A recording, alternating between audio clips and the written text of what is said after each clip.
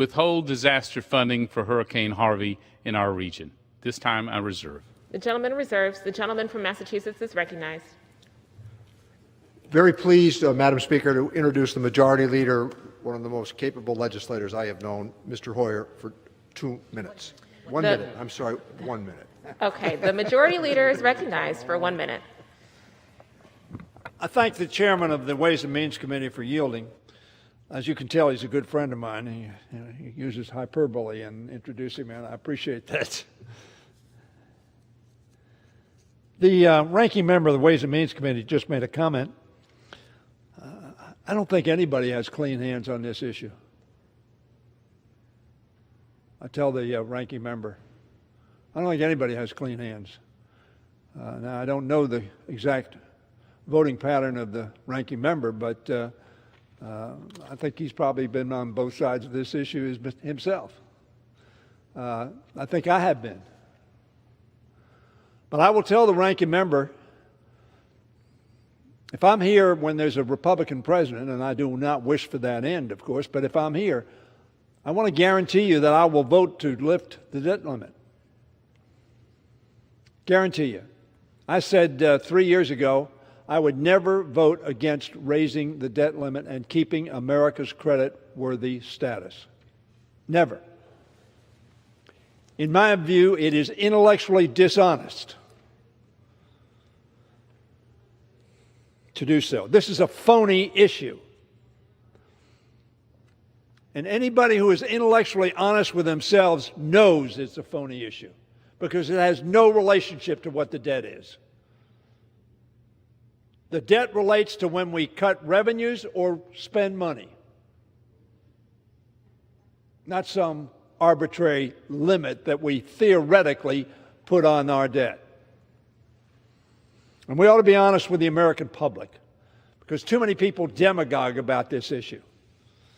Mr. Speaker, on Monday, Senate Republicans voted against keeping the government open, paying the bills that our nation has already incurred.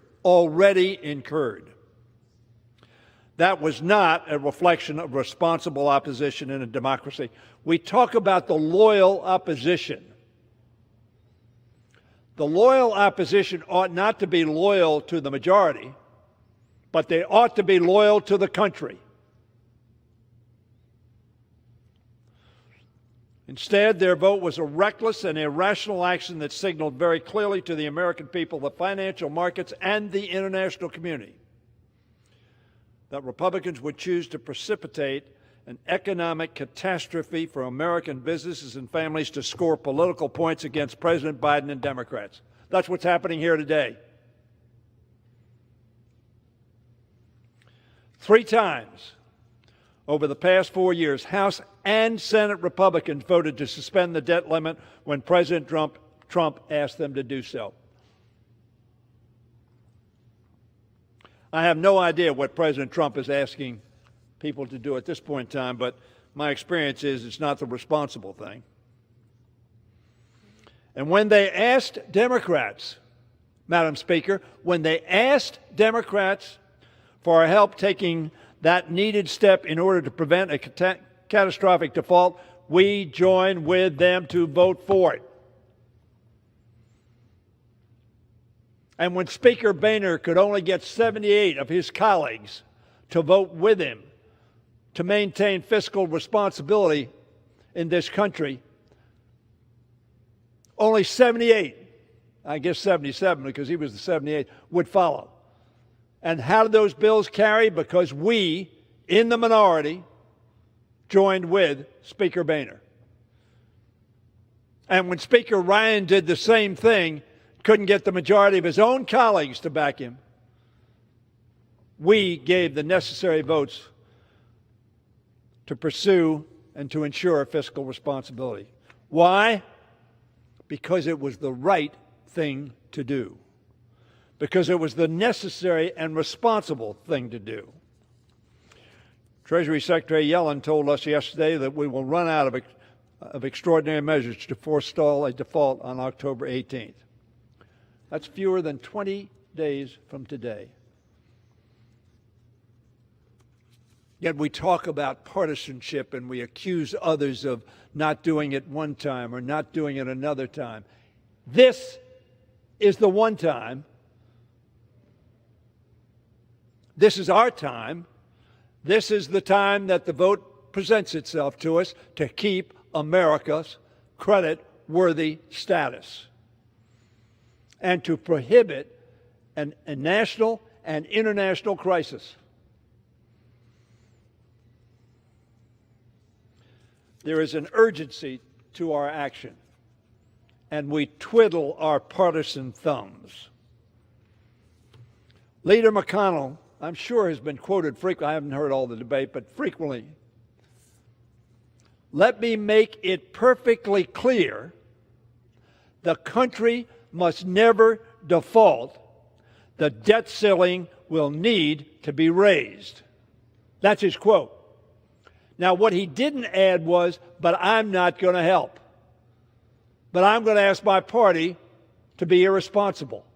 But I'm going to ask my party not to do what I say should never happen and allow the country to default. I don't know how you rationalize that. I don't know how anybody with intellectual honesty rationalizes that, Madam Speaker. That you think we must never default, but by the way, I won't vote for it. What does that mean? What kind of language is that?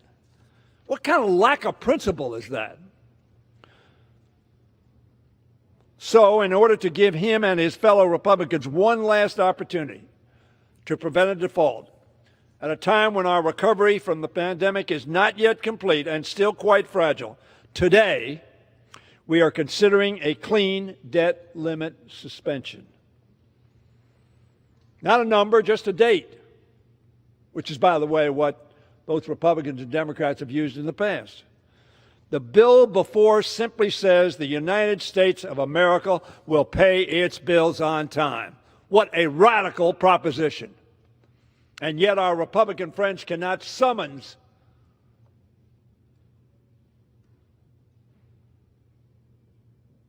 the intention to do just that. And if Senate Republicans still cannot be consistent with their own votes from the past 4 years, they can stand aside.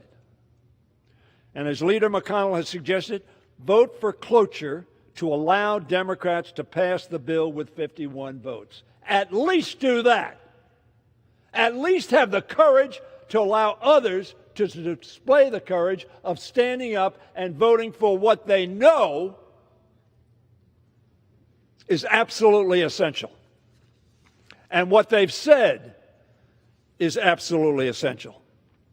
But if you believe that the full faith and credit of our country is worth safeguarding, that our businesses and working families deserve to be spared unnecessary economic pain, then vote yes. On both sides of the aisle. This is not a partisan vote. This is an American vote. This is for our country. This is for our fiscal responsibility. This is for fiscal stability.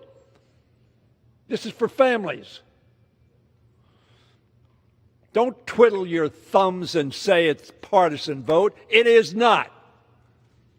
A yes vote on this bill is not a victory for Democrats or for the president.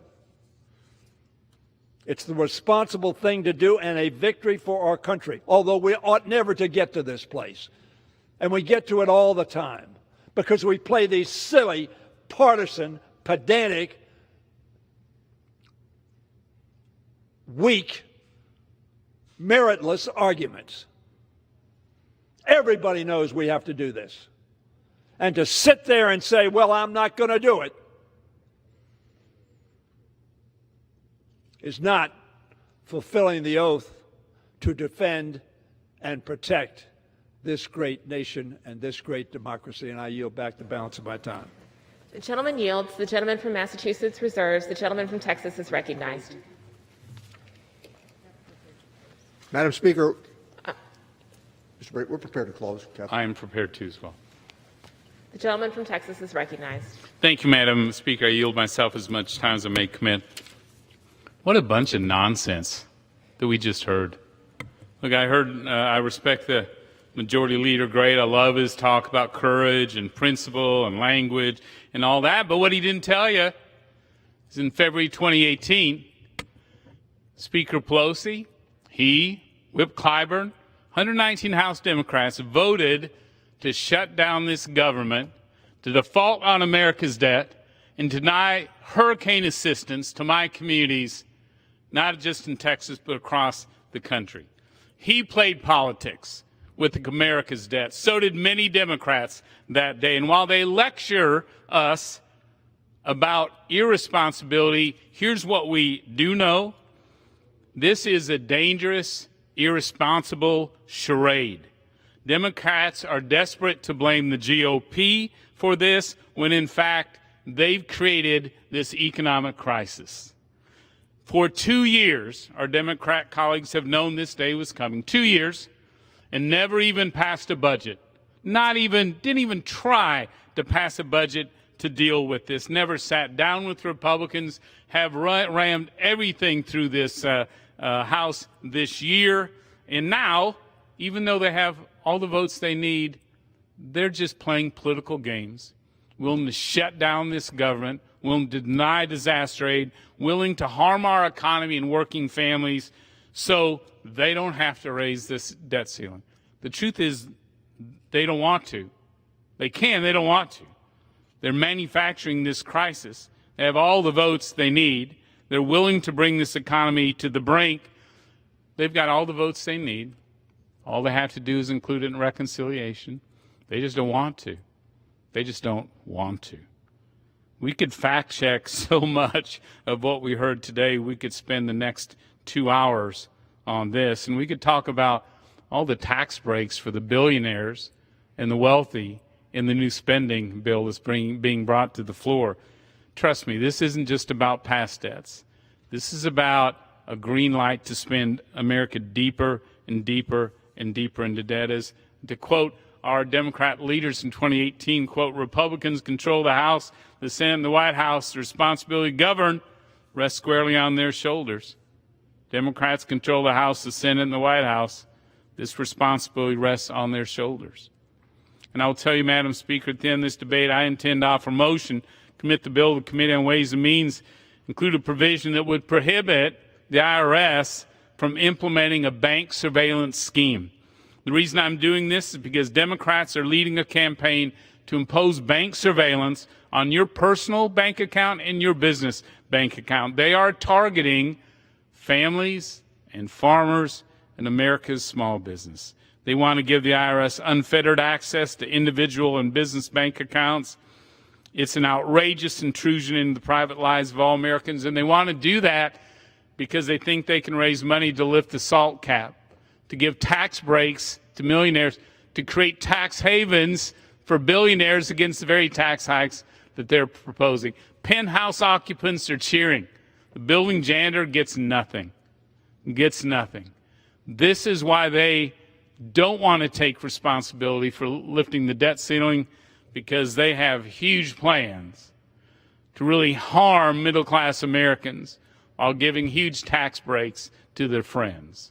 When Democrats want to sit down with Republicans and have a serious conversation about how we raise a debt ceiling, how we address the financial stability of this country, Mr. Leader, let me tell you, I'm in. A lot of us are in. I'm hopeful someday we can get to that, because that's what our country deserves. With that, I will oppose this debt ceiling, and I ask unanimous consent to include the text of my amendment in the record immediately prior to the vote on the motion to commit. Without objection. With that, I yield back. The gentleman yields. The gentleman from Massachusetts is recognized. Thank you, Madam Speaker. I'm prepared to close. So we keep hearing from our colleagues that somehow we're asking them to co-sign a loan. I'm prepared here to vote to lift the debt ceiling. That's the responsible position. We've heard a lot today from the other side about why Democrats should shoulder the responsibility of acting responsibly in terms of governance. But that's not how governing simply works. We've been given great responsibility and privilege to serve this great country. And that responsibility means making hard decisions and putting the good of the nation ahead of all else, including day-to-day politics. So in my hand, Madam Speaker, I have a $1 bill. For anybody in this chamber or who's watching or who has ever had a chance to travel this great country of ours, you know that wherever you go, you can redeem this dollar. The purchasing power of this dollar is well known to all, but you know what even is more fascinating about this? No matter where you travel in the world, to any nook or cranny of this globe, you put the dollar on the table and they figure out how to redeem it. Because this argument today is about the full faith and credit of the United States of America, signed by the Secretary of the Treasury and the Treasurer of the United States of America. The basis of redemption is the trust that we might even have in strangers as it relates to the transaction of using this dollar to pay our bills. We've always come together to pay our bills. In 2017, when the debt ceiling was reached, 183 Democrats, every Democrat present, voted to lift that limit, joining 133 Republicans.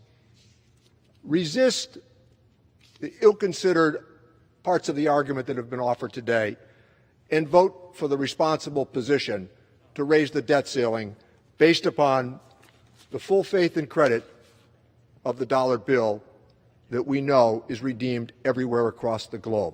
And I yield back my time, Madam Speaker. The gentleman yields. The previous question is ordered on the bill as amended. The question is on third engrossment and third reading of the bill. Those in favor say aye. Okay, those opposed, no. The ayes have it. Third reading. An act to provide for the publication by the Secretary of Health and Human Services of physical activity recommendations for Americans. For what purpose does the gentleman from Texas seek recognition? Madam Speaker, I have a motion to commit at the desk. The clerk will read the motion. Mr. Brady of Texas moves to commit Senate 1301 to the Committee on Ways and Means. Pursuant to Clause 2B of Rule 19, the previous question is ordered on the motion to commit. The question is on the motion. All those in favor say aye. Aye. Those opposed, no. No. The noes have it. The motion is not agreed to. Madam Speaker, I request the yeas and nays. Pursuant to Section 3S of House Resolution 8, the yeas and nays are ordered. Members will record their votes by electronic device. Clause 8 of Rule XX, further proceedings on this question will be postponed.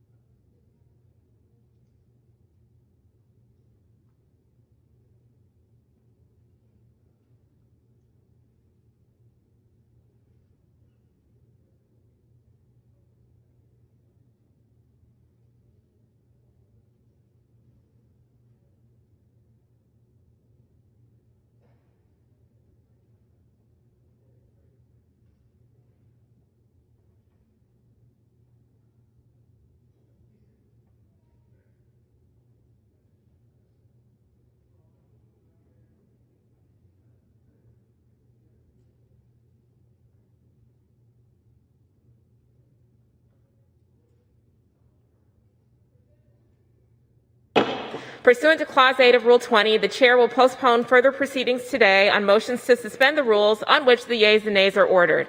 The House will resume proceedings on postponed questions at a later time. For what purpose does the gentleman from Mississippi seek recognition? Madam Speaker, I move that the House suspend the rules and pass H.R. 4611 as amended. The clerk will report the title of the bill. H.R. 4611, a bill to direct the Secretary of Homeland Security to issue guidance with respect to certain information in the communications technology or services contracts and for other purposes. Pursuant to the rule, the gentleman from Mississippi, Mr. Thompson, and the gentleman from Mississippi, Mr. Guest, will each control 20 minutes. The chair recognizes the gentleman from Mississippi, Mr. Thompson. Thank you much, Madam Speaker. Madam Speaker, I ask unanimous consent that all members have 5 legislative days to revise and extend their remarks and to include extraneous material on this measure. Without objection. Thank you. Madam Speaker, I rise in strong support of H.R. 4611, the DHS Software Supply Chain Risk Management Act of 2021, and yield myself such time as I may consume. The gentleman's recognized. Madam Speaker, with each passing day, we see cyber attacks becoming increasingly more frequent and sophisticated, posing a significant threat to Homeland Security and the U.S. economy. The tactics cyber criminals use to steal information or disrupt access to critical information systems are ever evolving. Many prey upon vulnerabilities within the victim's security measures or the victim's software supply chain. The ransomware attack on Colonial Pipeline and the attempted hack of a water treatment plant in Oldsmar, Florida, earlier this year show just how easily critical infrastructure systems can be compromised. And last year's compromise of the SolarWinds Orion software supply chain demonstrated how widespread and damaging such attacks can be. In the SolarWinds attack, cyber criminals were able to add malicious code to a commercial software product that was subsequently downloaded by several federal agencies, including the Department of Homeland Security. As the lead federal agency for cybersecurity, it is important that DHS lead by example, aggressively protecting its own networks. To that end, H.R. 4611 would enhance the department's ability to protect its networks by modernizing how it buys information and communications technology or services. H.R. 4611 directs DHS to issue department-wide guidance to improve visibility into the supply chain for software purchase from new and existing contractors. Specifically, under this legislation, contractors would have to provide a bill of materials that identifies each part or component of the software supplied to DHS and take steps to ensure that each item is free from known security vulnerabilities or defects. The bill of materials process is akin to the listing of ingredients on a package of food. Once DHS has this detailed supply chain information, it will have far greater visibility into what it is purchasing and installing on its network. With this information, DHS can take more timely action to mitigate risk associated with software on its network.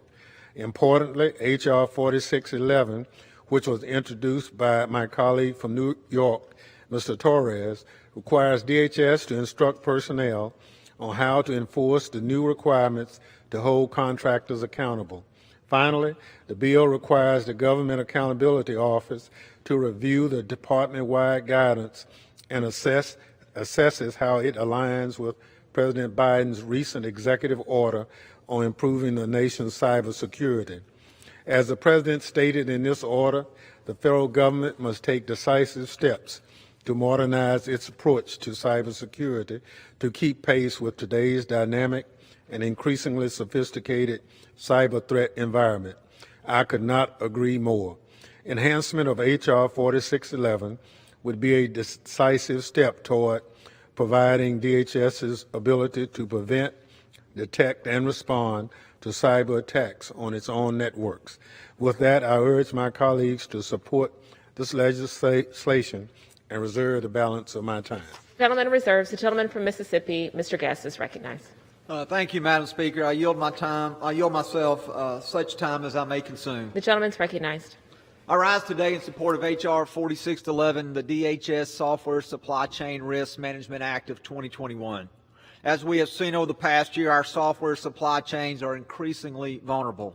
It is vital that the Department of Homeland Security does its part to ensure that software in use by the Department and its contractors are secure. This legislation will help DHS better understand and track the software and systems in use by its contractors so that it can better mitigate risk within the software supply chain. I urge members to join me in supporting H.R. 4611, and I reserve the balance of my time.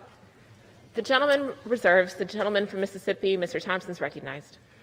Thank you, Madam Speaker. I yield 2 minutes to the Vice Chair of the Committee on Homeland Security, the gentleman from New York, Mr. Torres, the sponsor of the bill. The gentleman from New York is recognized for 2 minutes. Thank you, Mr. Chair. A cyber attack on a software supply chain is like an infectious disease outbreak, spreading widely and rapidly and causing untold damage far and wide. The SolarWinds espionage campaign against the United States, which spread surreptitiously through a software product, represents the greatest intrusion into the federal government in the history of the United States. SolarWinds should serve as a wake-up call. The United States government can no longer take for granted the safety of the software it uses. The federal government must be proactive in identifying and correcting cyber vulnerabilities, and as the lead agency on cybersecurity, DHS in particular must emerge as the gold standard. I am therefore proud to partner on a bipartisan basis with my colleague, Representative Andrew Garbarino, to pass H.R. 4611, the DHS Software Supply Chain Risk Management Act of 2021.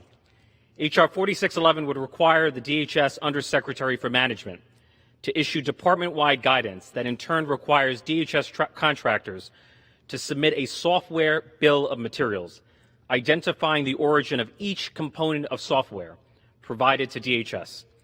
DHS should know the precise origin of the software it uses, whether a software component comes from a questionable firm that fails to follow best practices in cybersecurity, whether it comes from a hostile nation state intent on planting backdoors. Homeland Security can easily die in darkness, and the purpose of H.R. 4611 is to bring greater light, greater transparency to the software supply chains, which for far too long have been left wide open to cyber espionage and sabotage. We owe it to ourselves to learn from the experience of SolarWinds. For those who fail to learn from history are doomed to repeat it. I yield back. Yields. The gentleman, Mr. Thompson, reserves. The gentleman from Mississippi, Mr. Guest, is recognized. Madam Speaker, I have no further speakers, and I urge members to support this bill, and I yield back the balance of my time. The gentleman yields. The gentleman from Mississippi, Mr. Thompson, is recognized. Thank you, Madam Speaker. Madam Speaker, I yield myself the balance of my time. The gentleman is recognized. As a lead agency for cybersecurity, DHS has taken steps to increase public awareness of software vulnerabilities routinely exploited by malicious cyber actors. To identify and manage these types of vulnerabilities on its own network, DHS needs better visibility into the supply chains of the software it possesses. Enactment of H.R. 4611 would ensure that DHS has access to the information it needs to enhance its ability to manage the risk to its own networks. With that, I urge my colleagues to support H.R. 4611, and I yield back the balance of my time. The gentleman yields. The question is, will the House suspend the rules and pass the bill H.R. 4611 as amended? Those in favor say aye. Those opposed, no. In the opinion of the chair, 2/3 being in the affirmative, the rules are suspended, the bill is passed, and without objection, the motion to reconsider is laid on the table. Madam Speaker. For what purpose does the gentleman from Florida seek recognition? Requesting yeas and nays. Pursuant to Section 3S of House Resolution 8, the yeas and nays are ordered. Pursuant to Clause 8 of Rule 20, further proceedings on this question will be postponed. For what purpose does the gentleman from Mississippi seek recognition? Madam Speaker, I move that the House suspend the rules and pass H.R. 4089 as amended.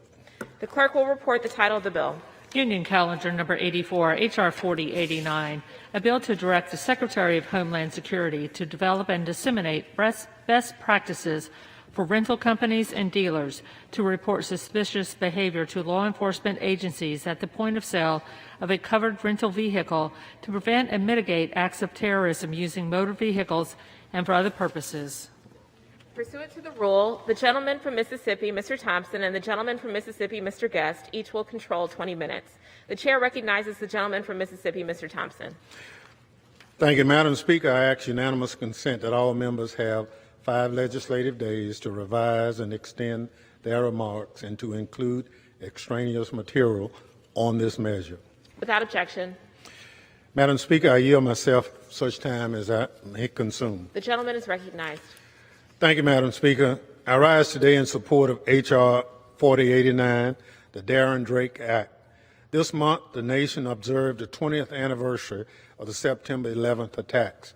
Next month, we mark the 4th anniversary of the deadliest terrorist attack to be carried out in New York City since 9/11 attacks.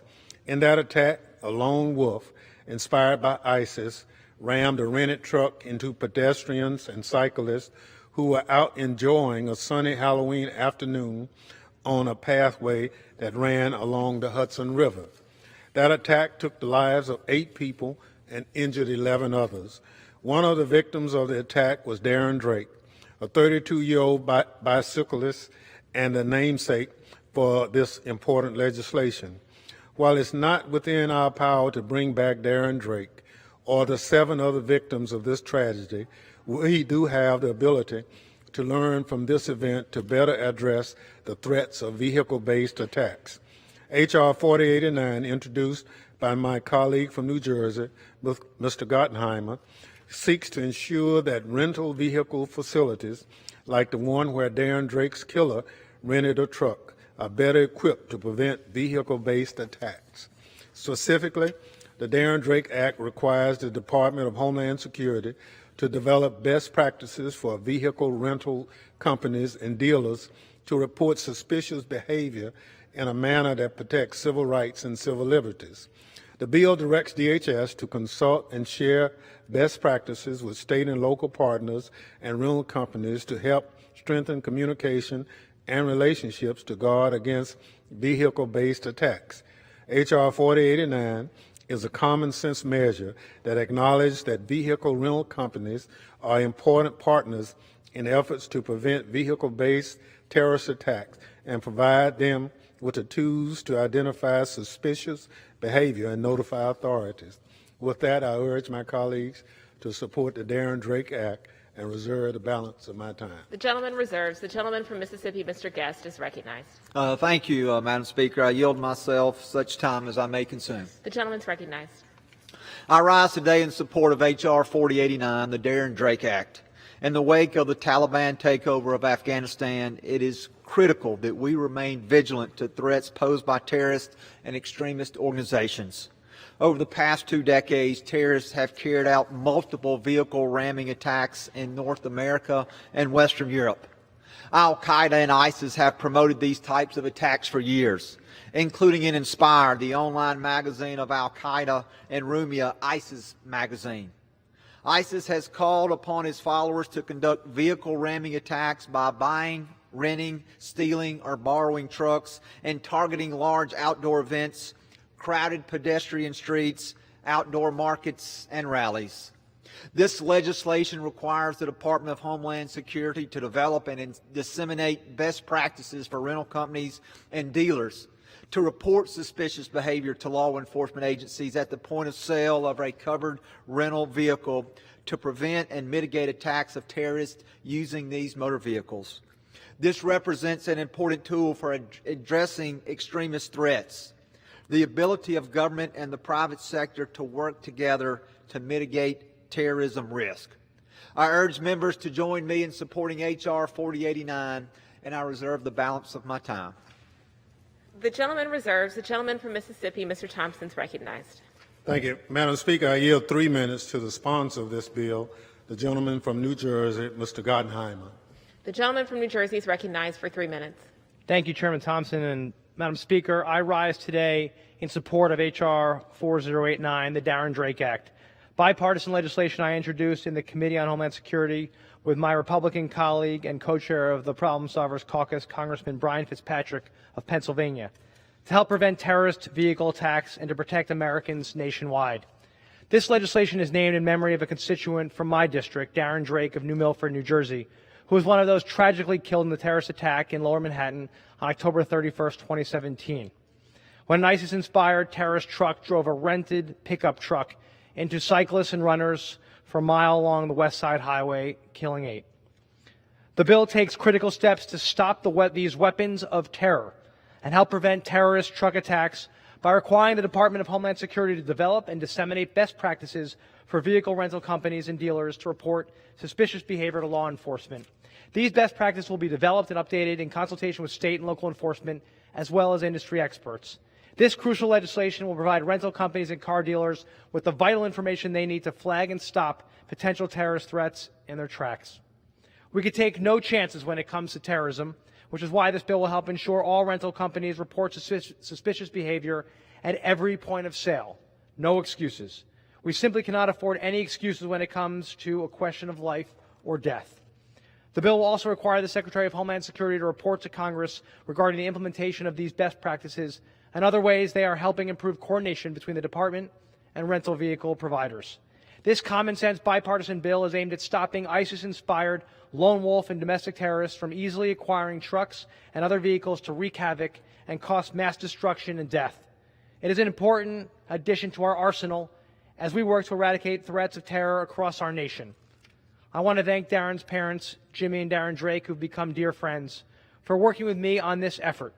Thank them for their leadership, and we will continue working to ensure this measure becomes law in Darren's memory and honor to help prevent future attacks and save lives. It's the least we can do.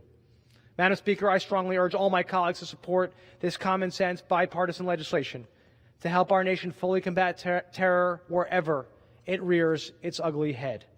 Thank you, and I yield back. The gentleman yields. The gentleman, Mr. Thompson, reserves. The gentleman from Mississippi, Mr. Guest, is recognized. Madam Speaker, I have no further speakers, and I urge members to support this bill. I yield back the balance of my time. The gentleman yields. The gentleman from Mississippi, Mr. Thompson, is recognized. Thank you, Madam Speaker. Madam Speaker, I yield myself the balance of my time.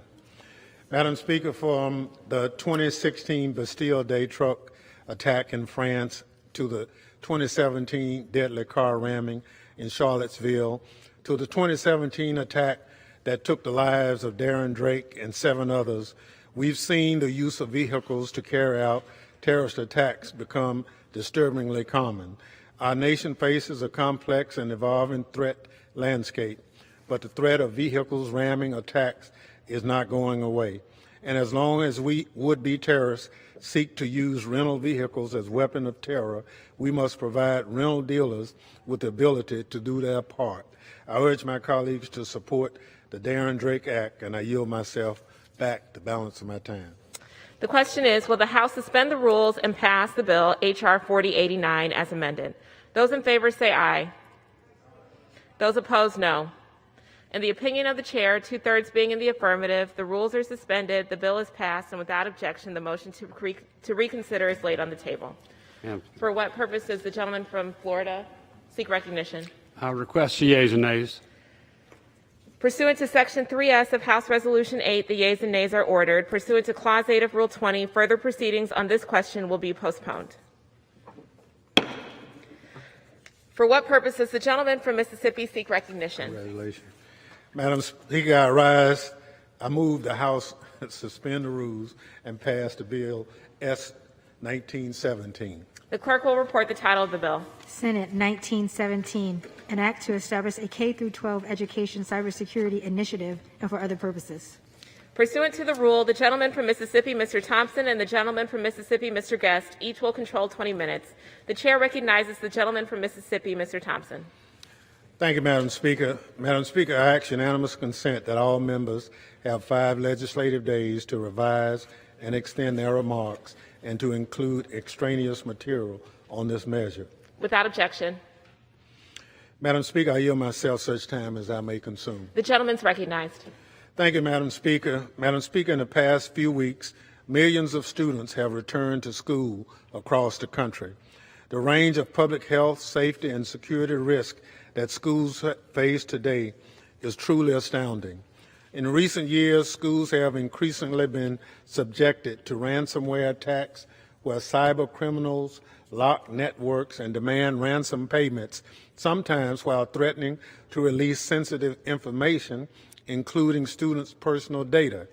According to the K-12 Cybersecurity Resource Center, in 2020 alone, there were over 480 publicly disclosed cyber incidents at schools in the United States, an 18% increase over the previous year. Notably, the rate of such incidents increased in the second half of last year. As COVID-19 forced schools to shift to virtual learning, creating new risks such as the disruption of online classes and online school meetings, the impact of ransomware attack on schools have included the cancellation of classes, the release of sensitive information, like the name of a 9-year-old student being evaluated for a disability, and cost as high as $7.7 million for Baltimore County schools to respond and recover from a November 2020 attack. With many schools still operating under virtual or hybrid conditions because of the ongoing COVID-19 pandemic, the vulnerabilities to such cyber attacks are even greater. In December, the FBI Cybersecurity Infrastructure and Security Agency, or CISA, and the Multi-State Information Sharing and Analysis Center released a joint cyber advisory to alert schools to the increase in cyber threats and provided best practices on how to reduce the risk of such incidents. To further assist K-12 schools, we must do more to help schools guard against cyber threats. S. 1917, the K-12 Cyber Act, introduced by Senator Gary Peters of Michigan, requires CISA to conduct a study of the cybersecurity risk facing K-12 educational institutions and develop recommendations based on that study. By developing an online training toolkit for schools and making the study and recommendations publicly available, CISA will be able to provide schools with targeted information to better protect their networks and reduce their cybersecurity risk. An identical version of this legislation was introduced in the House by the gentleman from Rhode Island, Representative Langevin, and co-sponsored by Representative Matsui, Slotkin, Garbarino, and Clyde. The House measure was reported favorably by Homeland Security Committee by voice vote in July.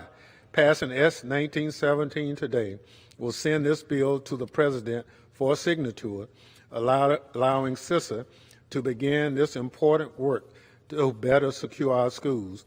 With that, I urge my colleagues to support this legislation and reserve the balance of my time. Gentleman from Mississippi, Mr. Thompson, reserves the balance of time. Gentleman from Mississippi, Mr. Guest is recognized. Thank you, Mr. Speaker. I yield myself such time as I may consume. Gentleman from Mississippi is recognized.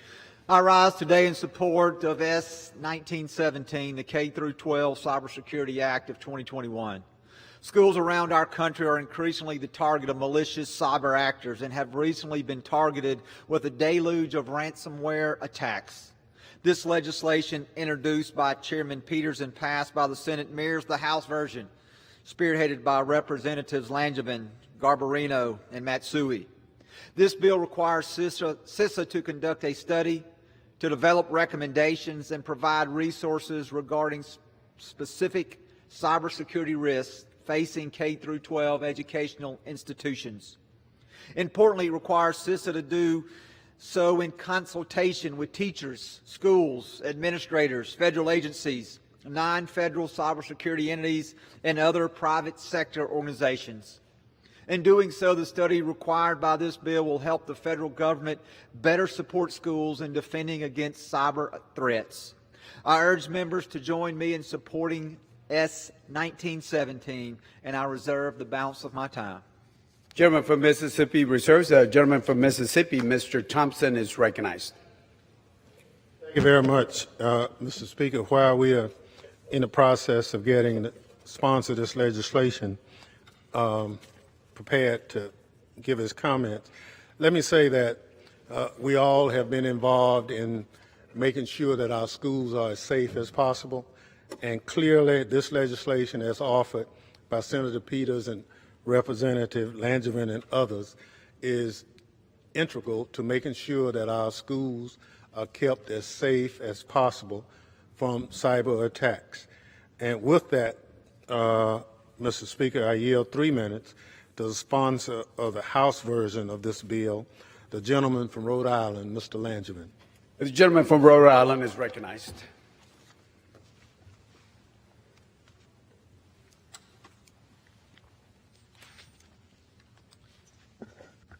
I thank the gentleman for yielding, and I commend the chairman for his strong leadership on cybersecurity issues and in support of this act before us today. This bill, the House companion, of which I sponsored with Representative Matsui and Katko and Garbarino, would help address a serious issue that has not received the attention that it deserves: the cyber threats targeting our nation's schools. So the education of our children is clearly a critical function. Yet the increasing frequency and severity of cyber threats targeting K-12 schools is jeopardizing the education of students across America. In the past 4 years, more than 1,000 educational organizations across the country have fallen victim to cyber criminals. More than 400 incidents have occurred in the past year alone. What's more, an increasing proportion of these incidents are ransomware attacks that are particularly debilitating to the operations of schools. So our students and educators have experienced more than enough disruption in the past year and a half. We cannot afford to let this issue continue to go unaddressed. So many of our schools do not have the resources to counter the cyber threats that we face. Without assistance, this problem will continue to get worse, jeopardizing our students' privacy and ability to learn. Fortunately, this Congress has already demonstrated a recognition of the government's need to provide cybersecurity assistance to entities who perform essential functions yet live below the cybersecurity poverty line, unable to defend themselves against the myriad threats that we face. It's why we took steps to invest $50 million in support for state and local government entities as part of the forthcoming reconciliation bill. It's also why I fought to increase the budget of the Cybersecurity and Infrastructure Security Agency by more than $400 million earlier this year, and I thank Chairwoman Roybal Allard and her team and the members of the Appropriations Committee for their leadership, along with Chairman Thompson and his team and the members of the Homeland Security Committee. It would also be the reason that we pass the K-12 Cybersecurity Act into law without delay. This bill would direct the Cybersecurity and Infrastructure Security Agency to study the cybersecurity risks facing our elementary schools and secondary schools, with a detailed understanding of the specific cybersecurity challenges facing our schools, including challenges raised by remote learning. CISA would then be required to develop cybersecurity recommendations and online training tools for educational officials at K-12 institutions. So our educators and administrators would be equipped with the knowledge they need to better defend themselves against cyber threats and keep our schools safe for our students. In closing, I want to thank Representative Matsui for her tireless attention to this issue, and Representative Garbarino, Slotkin, and Clyde for joining us in advancing this legislation. We also would like to recognize the efforts of my colleagues in the Senate, Chairman Peters, Senator Scott, who adeptly shepherded this bill through their chamber, and finally, once again, my good friend, Chairman Benny Thompson, for ensuring that this bill quickly received the consideration it deserves. I urge my colleagues to support this important legislation. I yield back the balance of my time. Gentleman yields back. Gentleman from Mississippi, Mr. Thompson reserves. Gentleman from Mississippi, Mr. Guest is recognized. Thank you, Mr. Speaker. At this time, I have no further speakers. I urge all members to support this bill, and I yield back the balance of my time. The gentleman from Mississippi, Mr. Guest, yields back the balance of his time. The gentleman from Mississippi, Mr. Thompson, is recognized. Thank you, Mr. Speaker. Mr. Speaker, I yield myself the balance of the time. Gentleman is recognized. With sophisticated cyber criminals operating overseas, launching ransomware attacks on our schools, it's essential that the federal government step up efforts to support the cyber security of our schools.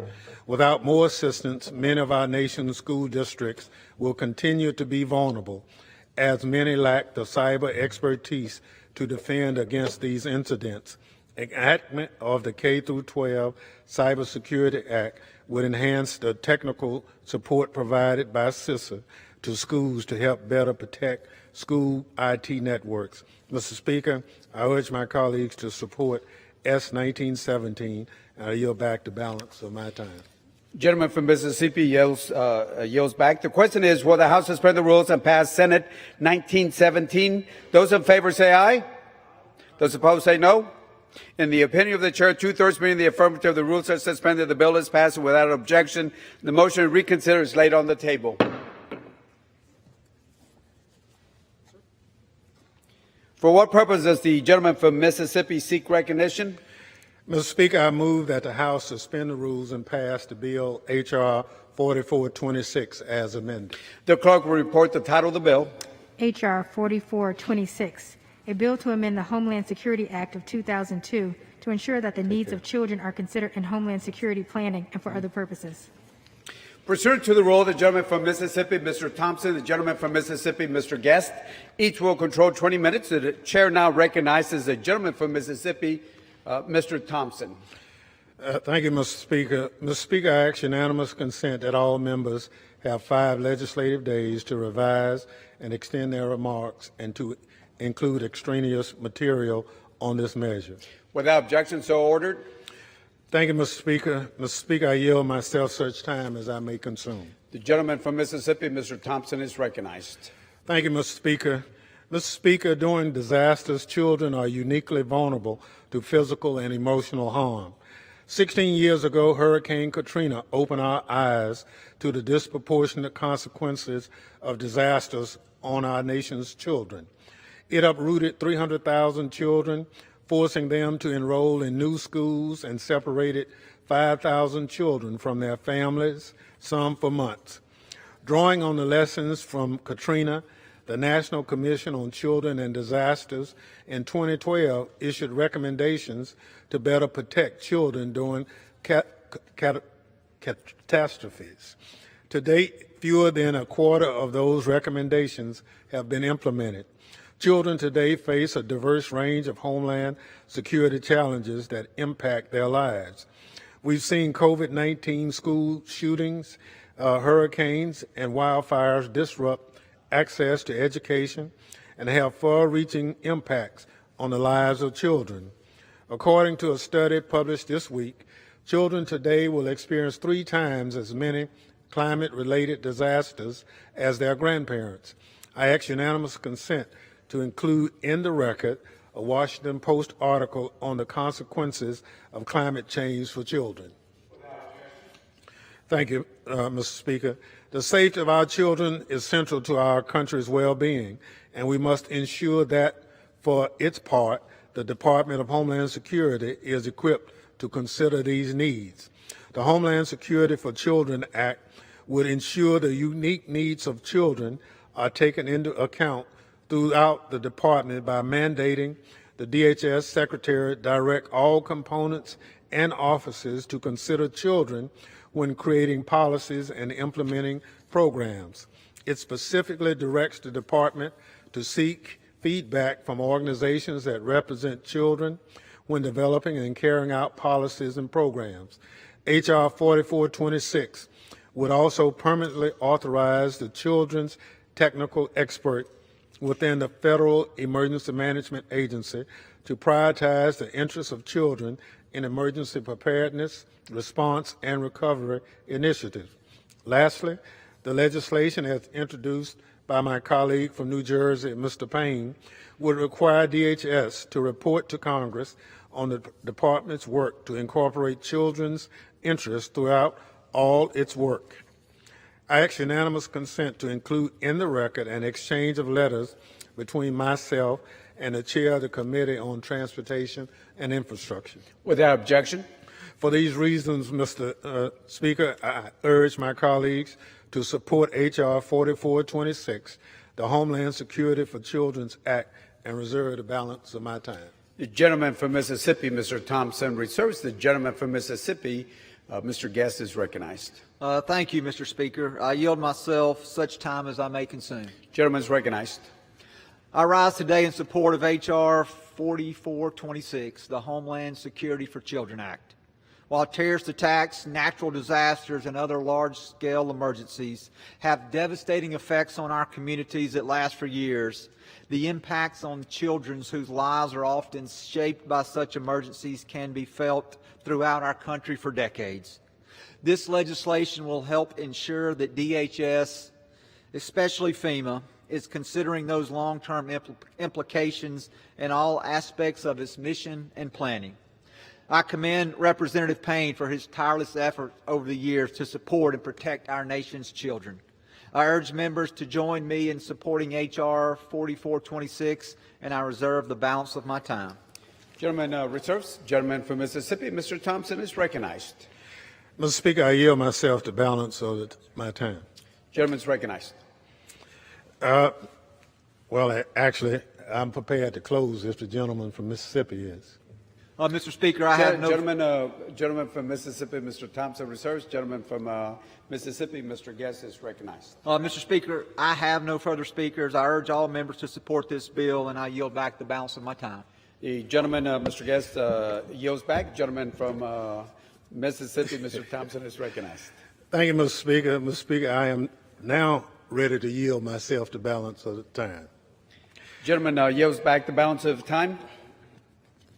Recognized. Thank you. Mr. Speaker, our nation's children need our help. Natural disasters have impacted 1 in 3 Americans. Since the onset of COVID-19 pandemic, over 5.5 million children have tested positive, and conditions are not trending in the right direction. According to the American Academy of Pediatrics last week, with kids back at school, the number of infected children had exponentially risen to the 3rd highest level since the beginning of the pandemic. As a partner to schools, which are critical to infrastructure, the Department of Homeland Security has a critical mission to play in helping to protect children. To do so effectively, it is critical that children's unique needs are front and center in DHS's programs and policies. Enactment of the Homeland Security for Children's Act will do just that. And as such, I urge my colleagues to support H.R. 4426, and I yield back the balance of my time. Gentleman from Mississippi yields back. The question is, will the House suspend the rules and pass Bill H.R. 4426 as amended? Those in favor say aye. Those opposed say no. In the opinion of the chair, 2/3 being the affirmative, rules are suspended. The bill is passed, and without objection, the motion to reconsider is laid on the table. For what purpose does the gentleman from Mississippi seek recognition? Mr. Speaker, I move that the House suspend the rules and pass the bill H.R. 4094 as amended. The clerk will report the title of the bill. Union Calendar Number 88, H.R. 4094. A bill to conduct a pilot program at foreign last point of departure airports to permit passengers and their accessible property to continue on additional flights or flight segments originating in the United States without additional security rescreening and for other purposes. Pursuant to the rule, the gentleman from Mississippi, Mr. Thompson, and the gentleman from Mississippi, Mr. Guest, each will control 20 minutes. The chair now recognizes the gentleman from Mississippi, Mr. Thompson. Thank you, Mr. Speaker. Mr. Speaker, I ask unanimous consent that all members have 5 legislative days to revise and extend their remarks and to include extraneous material on this measure. Without objection. Thank you, Mr. Speaker. Mr. Speaker, I yield myself such time as I may consume. Gentleman's recognized. Thank you, Mr. Speaker. Mr. Speaker, I rise today in support of H.R. 4094, the One-Stop Pilot Program Act of 2021. This legislation seeks to simplify and streamline the security screening process for certain international air travelers arriving in the U.S. It does so by directing the Transportation Security Administration to carry out a pilot program to allow passengers arriving from certain foreign airports to proceed directly to their connecting flights in the United States without having to go through the domestic security screening process. Under current law, TSA is required to screen international passengers and their belongings upon their arrival in the U.S. before they can continue on to a connecting flight at a domestic airport. In practice, this means that upon landing, passengers must go through a TSA checkpoint with their carry-on items and have their checked baggage rescreened by TSA. Under the pilot program required under H.R. 4094, arriving international passengers would forego TSA screening when transferring to a domestic flight if they originated from certain airports with strong security measures are in place and on the front end. As amended, this bill requires foreign airports participating in the pilot to uphold security screening standards and procedures that are comparable to those used by TSA. In doing so, passengers and their belongings at those airports will be securely screened before they arrive in the United States, so they can more easily catch their connecting flight to their final destination. Beyond an improved passenger experience, requiring security standards and protocols at foreign airports to be on par with those used in the U.S. could help strengthen aviation security around the globe.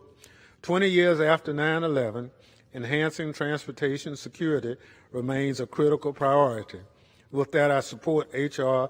4094, and I urge my colleagues to vote yes. With that, I reserve the balance of my time. Gentleman reserves. The gentleman from Mississippi, Mr. Guest, is recognized. Thank you, Mr. Speaker. I yield myself such time as I may consume. Mr. Guest is recognized. Gentleman from Mississippi. I rise today in support of H.R. 4094, the One-Stop Pilot Program Act of 2021.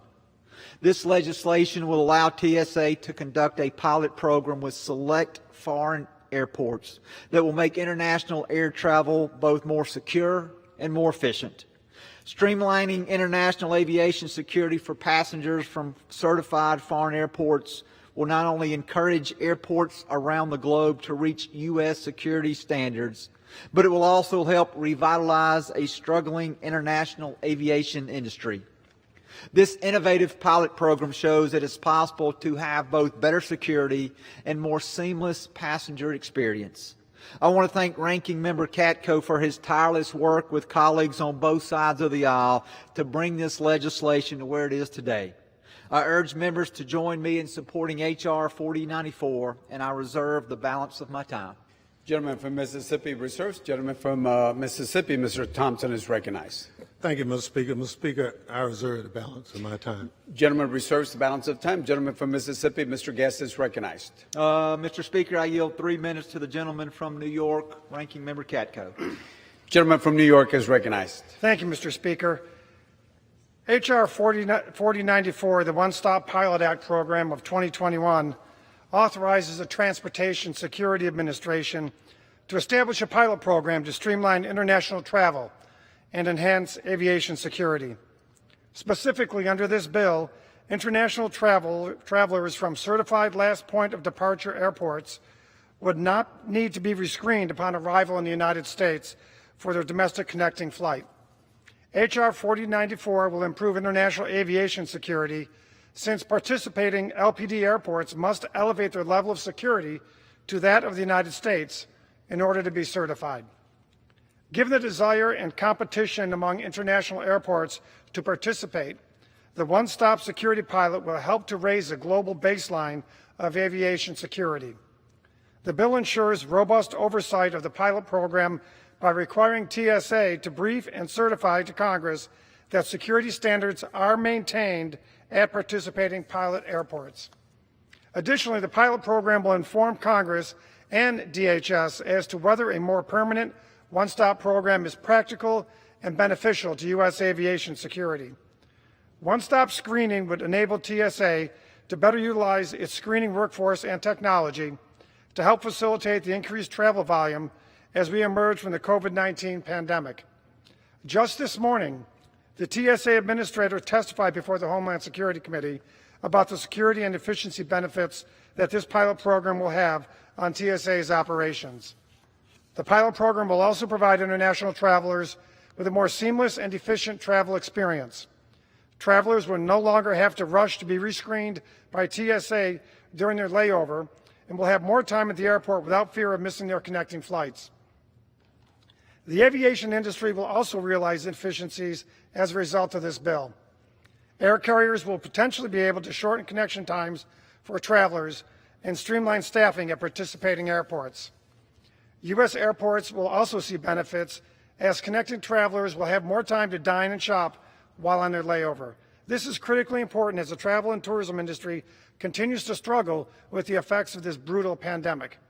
For these reasons and many others, aviation and travel industry stakeholders are very enthusiastic about this legislation, and I appreciate their strong support. Mr. Speaker, I ask unanimous consent that letters of support from Airlines for America, the American Association of Airport Executives, and Airports Council International North America be entered into the record.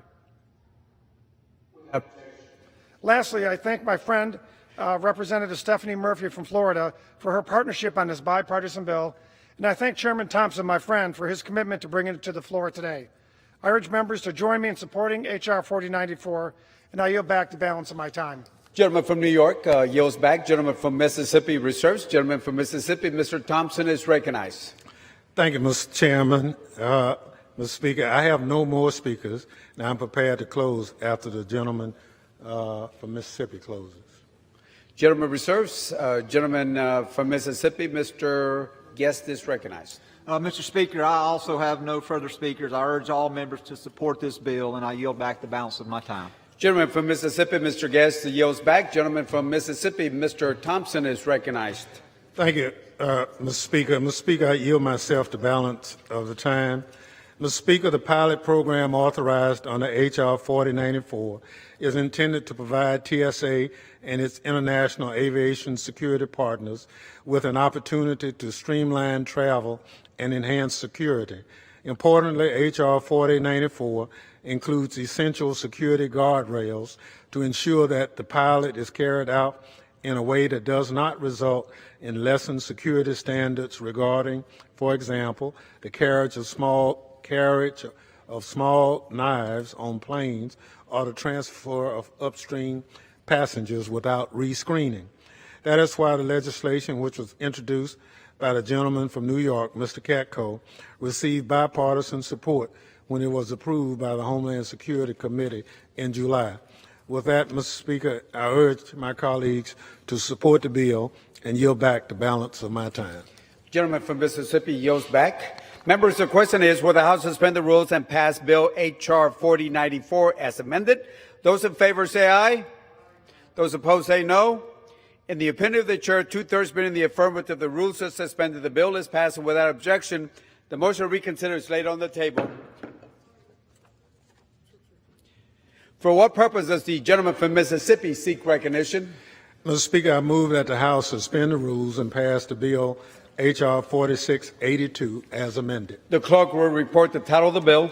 H.R. 4682, a bill to prohibit the Secretary of Homeland Security from operating or procuring certain foreign-made unmanned aircraft systems and for other purposes. Pursuant to the rule, the gentleman from Mississippi, Mr. Thompson, and the gentleman from Mississippi, Mr. Guest, each will control 20 minutes. The chair now recognizes the gentleman from Mississippi, Mr. Thompson. Thank you, Mr. Speaker. Mr. Speaker, I ask unanimous consent that all members may have 5 legislative days to revise and extend their remarks and to include extraneous material on this measure. Without objection, so ordered. Thank you, Mr. Speaker. Mr. Speaker, I rise in support of H.R. 4682, the Unmanned Aerial Security Act, and yield myself such time as I may consume. Gentleman is recognized. Mr. Speaker, to help carry out many of its many missions, the Department of Homeland Security has increasingly come to rely on drones. For instance, DHS utilizes drones to get eyes in the sky, to make timely assessments about the extent of damage caused by hurricanes, tornadoes, and other natural disasters in instances where FEMA cannot easily deploy personnel to affected areas by ground. In remote parts of the land border, DHS uses this technology to detect and prevent illicit drug activities. With so many unmanned aerial systems in the marketplace today, developed in nations that are considered foreign adversaries, there are legitimate security concerns about the integrity of data they collect. In fact, recent reports suggest that Chinese manufactured drones might be compromised and used to send sensitive information to the Chinese government. In response to security concerns, the Departments of Interior and Defense have taken steps to limit their use of foreign-made drones. H.R. 4682, the Unmanned Aerial Security Act, would direct the Department of Homeland Security to take similar protective measures. It would prohibit DHS from purchasing or using drone systems manufactured in a foreign country that is deemed to be an adversary by either the intelligence community's annual threat assessment or the Secretary of Homeland Security. Importantly, H.R. 4682 does allow the DHS Secretary to waive the prohibition case by case in certain circumstances, such as for counter-drone research, testing, development, training, or for a certain intelligence operation. H.R. 4682 has bipartisan support and reported out of committee by voice vote. With that, I urge my House colleagues to support this legislation and reserve the balance of my time. Gentleman reserves. Gentleman from Mississippi, Mr. Guest, is recognized. Thank you, Mr. Speaker. I yield myself such time as I may consume. Gentleman's recognized. Mr. Speaker, I rise today in support of H.R. 4682, the Unmanned Aerial Security Act. It is imperative that the Department of Homeland Security be able to protect the nation against all threats. This defense includes ensuring that the unmanned aircraft system, commonly known as drones, that DHS uses and buys are not made in foreign countries that do not align with our interest, countries such as China. DHS requires air domain capabilities that drones provide to accomplish many of its land and maritime missions. We know that DHS uses drones for surveilling our southwest border, and utilizing drones is a cost-efficient way to protect large areas of the homeland. However, many of the commercial drones used in the United States are manufactured in China, which dominates the United States market.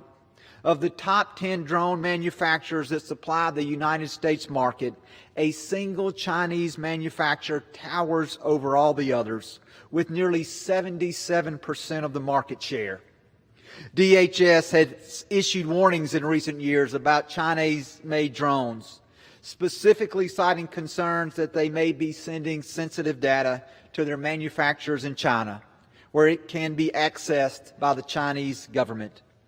Our colleagues in the Senate share our concern. In fact, Senator Rick Scott has introduced similar legislation to ban the purchase and use of these drones across the federal government, not just at DHS. Given the roles that drones have in protecting homeland security, it is more important than ever to require DHS to assess its drones fleets.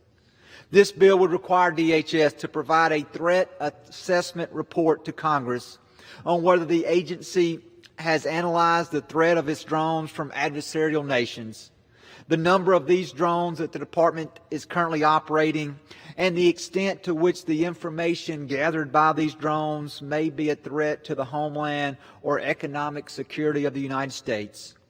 Second, the bill would prohibit DHS from buying or using drones made in adversarial nations going forward.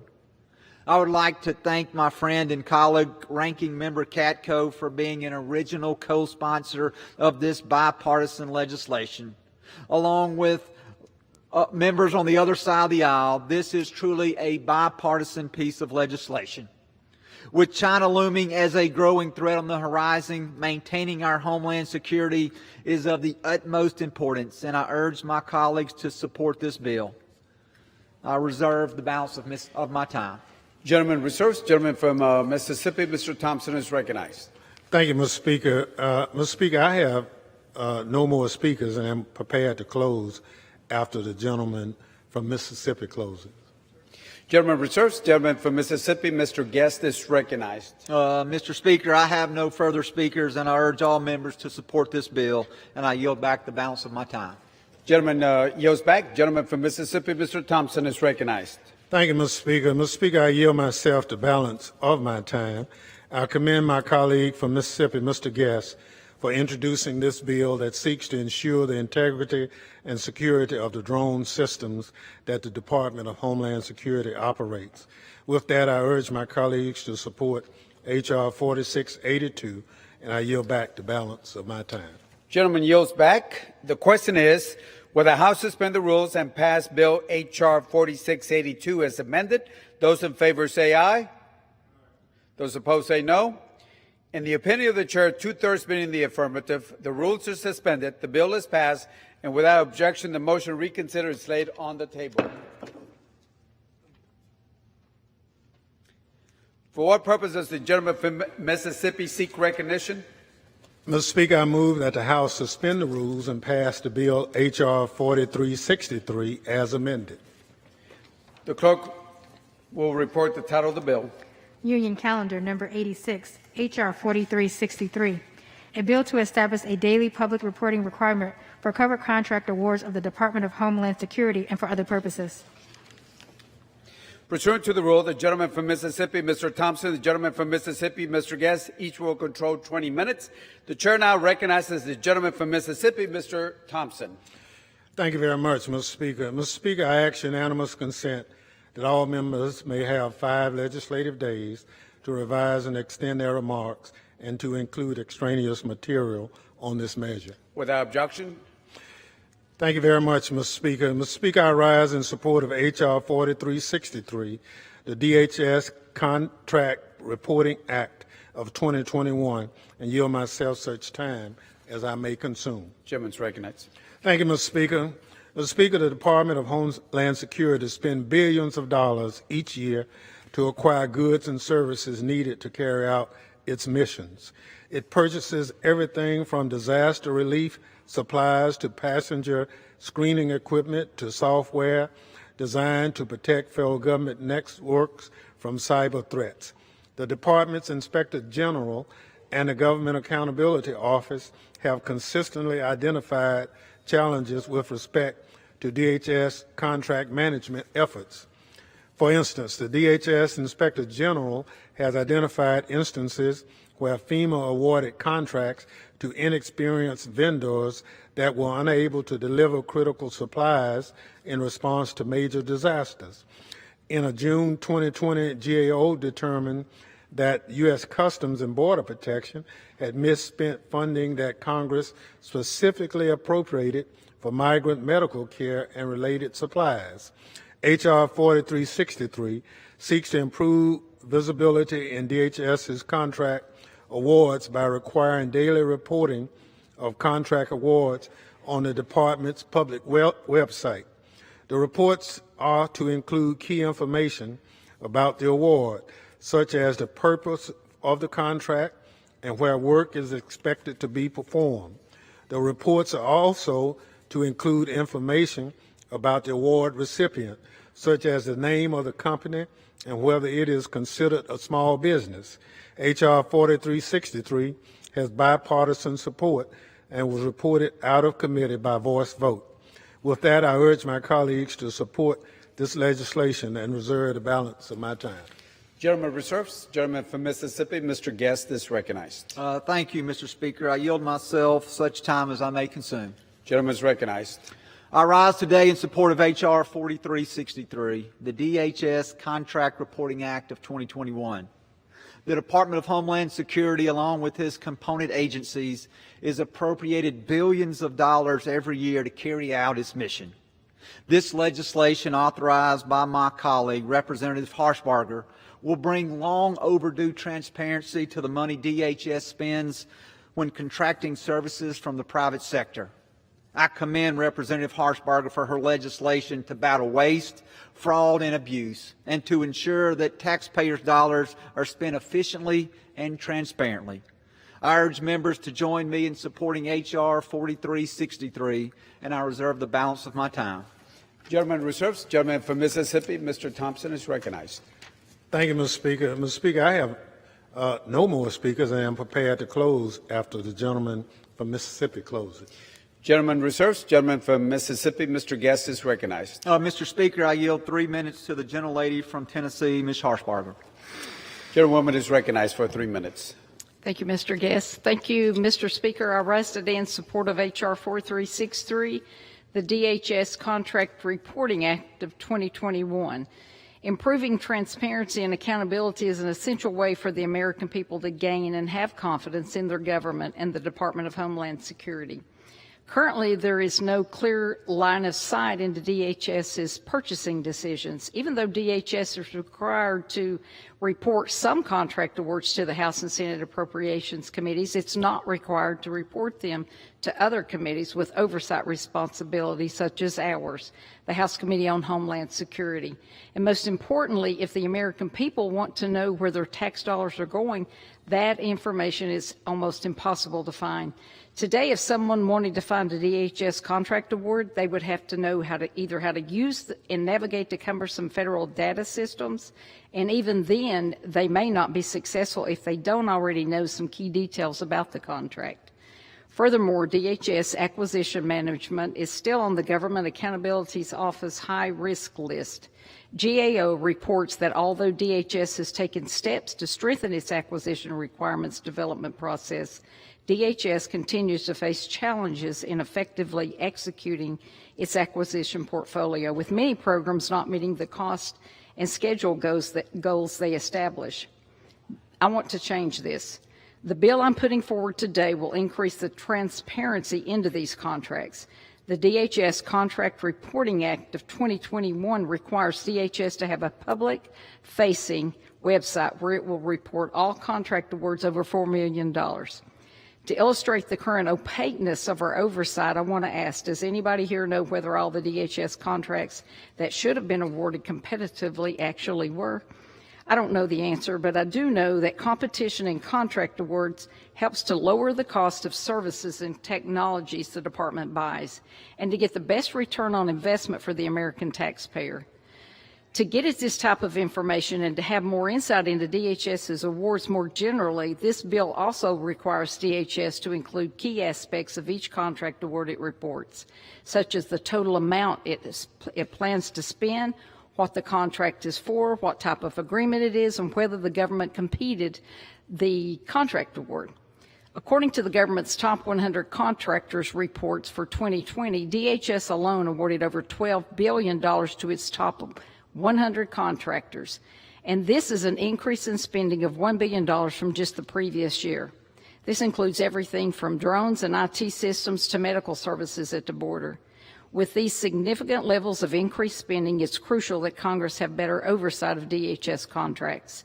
If this requirement would have been in place last year, the American people and Congress would have had insight into nearly 1,000 contracts DHS awarded in 2020. We need to put this requirement in place now so that Congress can ensure better stewardship of taxpayer dollars next year. With increased federal spending across the board, it's more important than ever this committee does its job to ensure that DHS is being a good steward of taxpayers' dollars.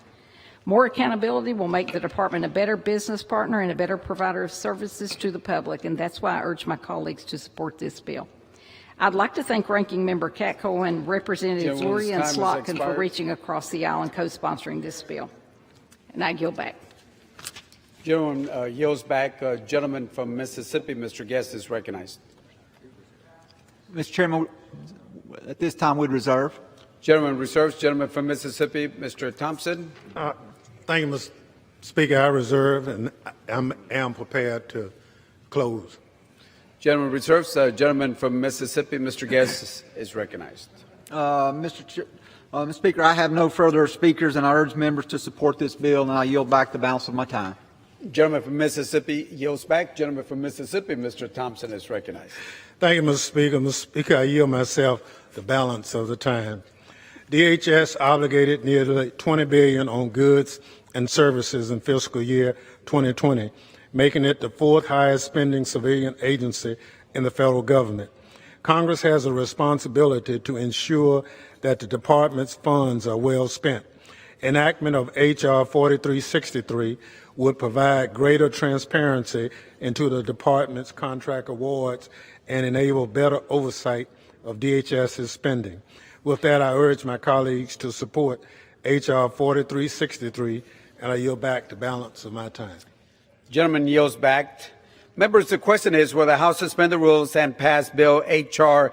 4363 as amended? Those in favor say aye. Those in favor say aye. Those opposed say no. In the opinion of the chair, two-thirds being in the affirmative, the rules are suspended. The bill is passed, and without objection, the motion to reconsider is laid on the table.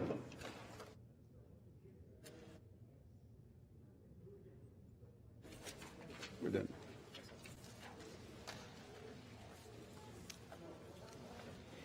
Pursuant to Clause 8, Rule 20, the unfinished business is the vote on the motion of the gentlewoman from the District of Columbia, Ms. Norton, to suspend the rules and pass H.R. 1204, on which the yeas and nays are ordered. The clerk will report the title.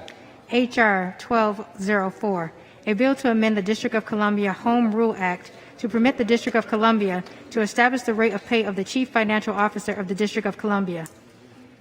The question is, will the House suspend the rules and pass the bill? Members will record their votes by electronic device.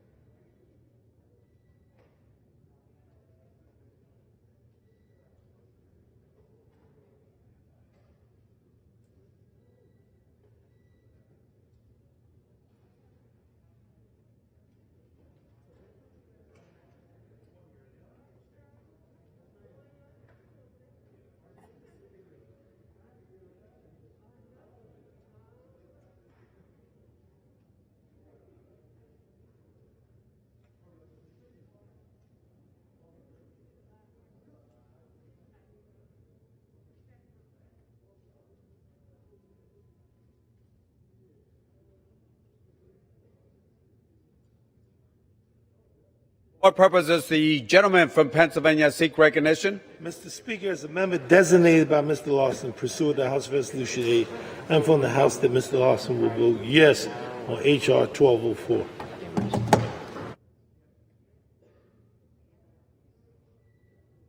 For what purpose does the gentleman from Arizona seek recognition? As the member designated by Representative Barragan, pursuant to H.R. 8, and from the House, Representative Barragan will vote yes on H.R. 1204.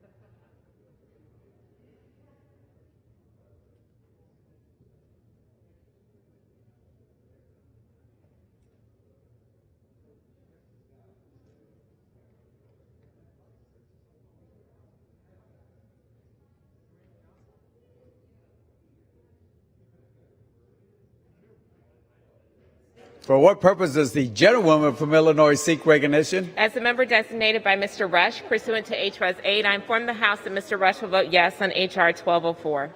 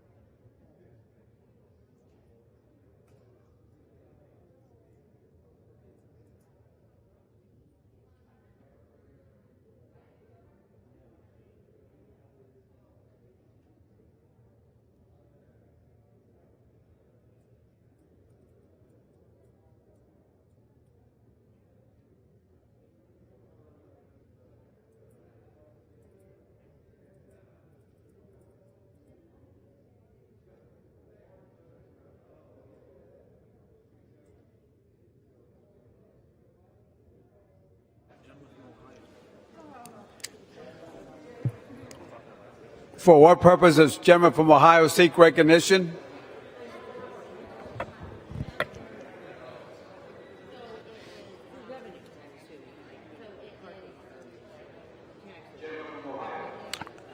Thank you, Mr. Speaker. As the member designated by Mr. Russ Fulcher of Idaho, pursuant to House Res 8, I inform the House that Mr. Fulcher will vote nay on H.R. 1204.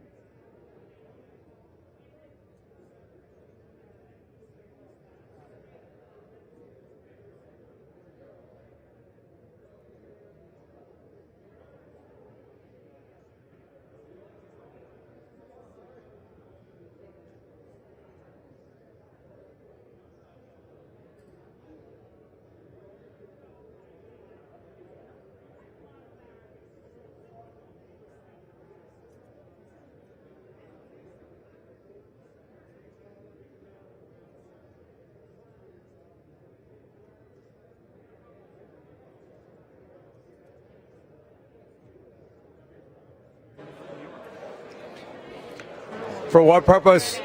For what purpose does the gentleman from New York seek recognition? As the member designated by Congresswoman Grace Meng pursuant to H.Res. 8, I inform the House that Congresswoman Meng will vote yea on H.R. 1204. For what purpose does the gentleman from Pennsylvania seek recognition? Mr. Speaker, as a member designated by Ms. Stefanik from New York pursuant to House Resolution 8, I inform the House that Ms. Stefanik will vote yea on H.R. 1204.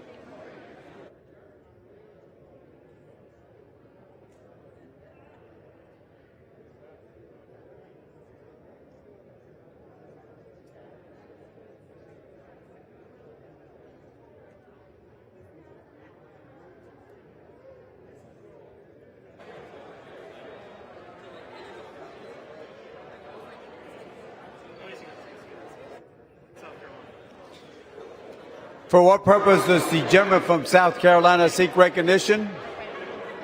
Designated by Mr. Reed of New York pursuant to House Resolution 8, I inform the House that Mr. Reed will vote yea on H.R. 1204.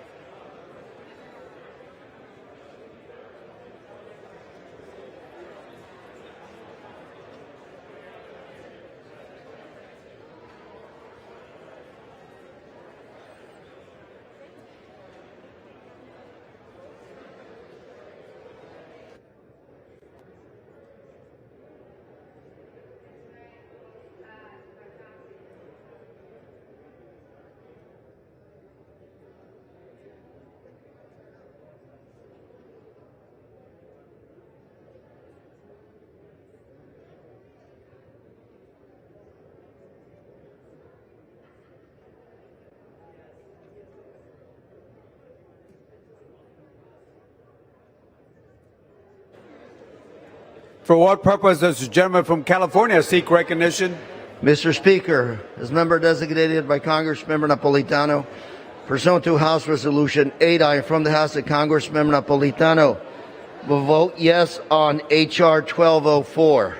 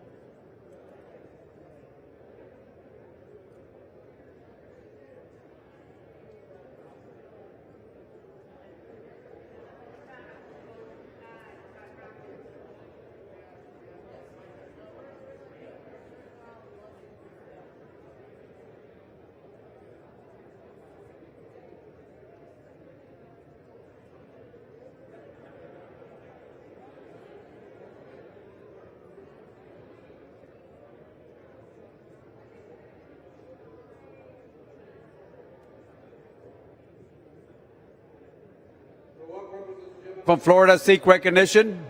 Mr. Speaker, as a member designated by Mr. Stubbe of Florida pursuant to H.Res. 8, I inform the House that Mr. Stubbe will vote no on H.R. 1204. For what purpose does the gentleman from Arizona seek recognition? As the member designated by Ms. Kirkpatrick pursuant to H.Res. 8, I inform the House that Ms. Kirkpatrick will vote yes on H.R. 1204.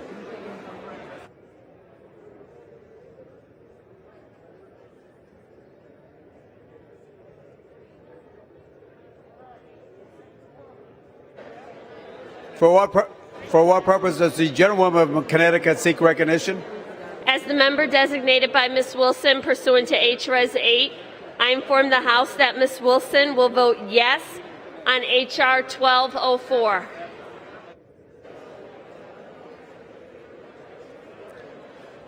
For what purpose does the honorable gentleman from Michigan seek recognition?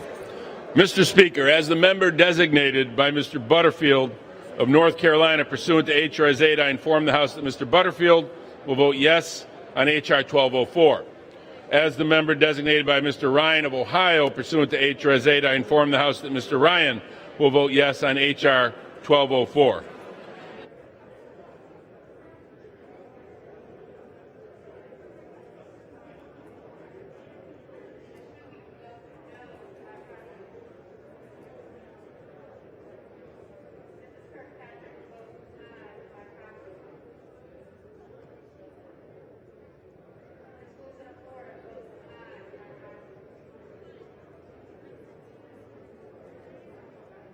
For what purpose does the gentleman from New Jersey seek recognition?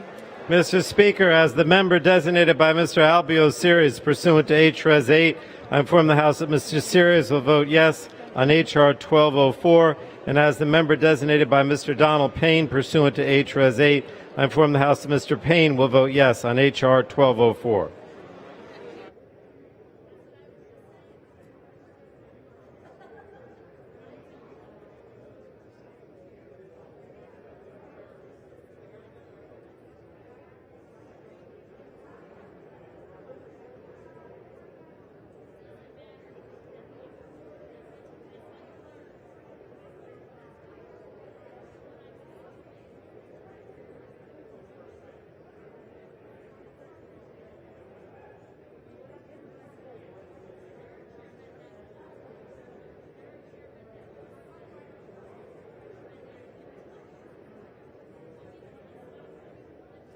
For what purpose does the gentleman from Illinois seek recognition? Mr. Speaker, as the member designated by Mr. Grijalva pursuant to H.Res. 8, I inform the House that Mr. Grijalva will vote yes on H.R. 1204.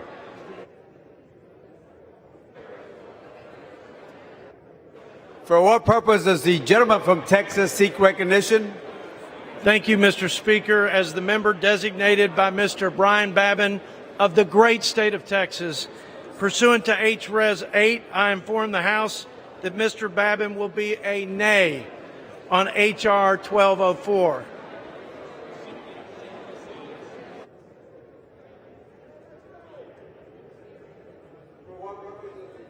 For Virginia seek recognition? Mr. Speaker, as the member designated by Mr. McEachin pursuant to H.R.S. 8, I inform the House that Mr. McEachin will vote yes on H.R. 1204.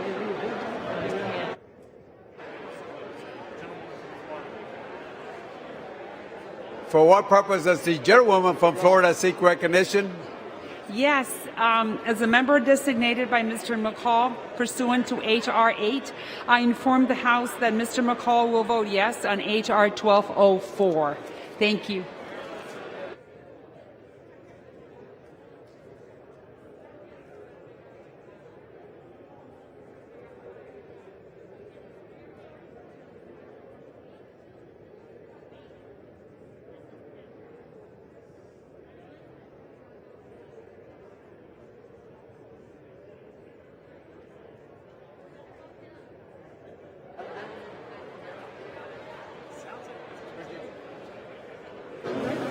For what purpose does the honorable gentleman from Virginia seek recognition?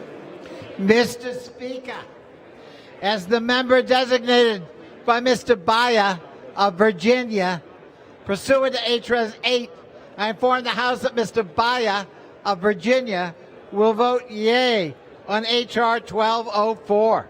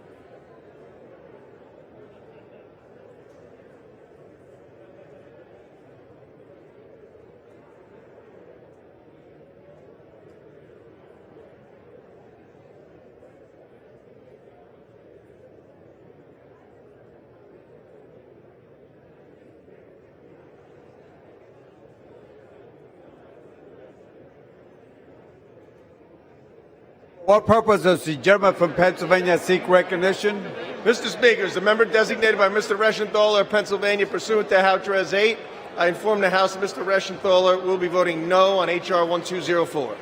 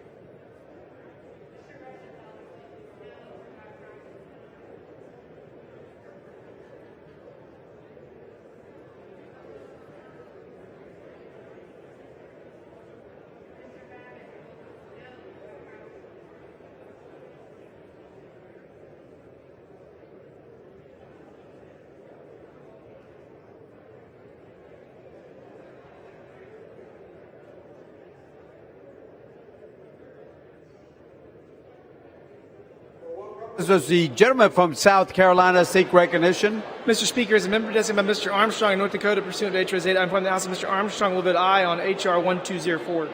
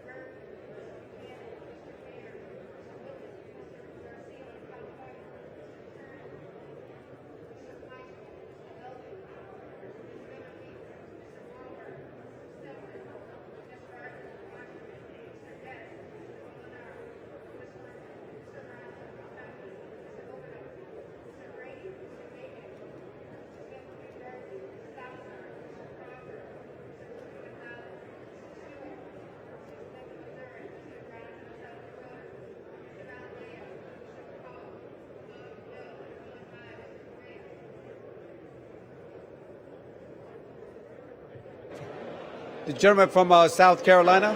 Mr. Speaker, as a member designated by Mr. Armstrong of North Dakota pursuant to H.R. 8, I'm from the House that Mr. Armstrong will vote nay on H.R. 1204.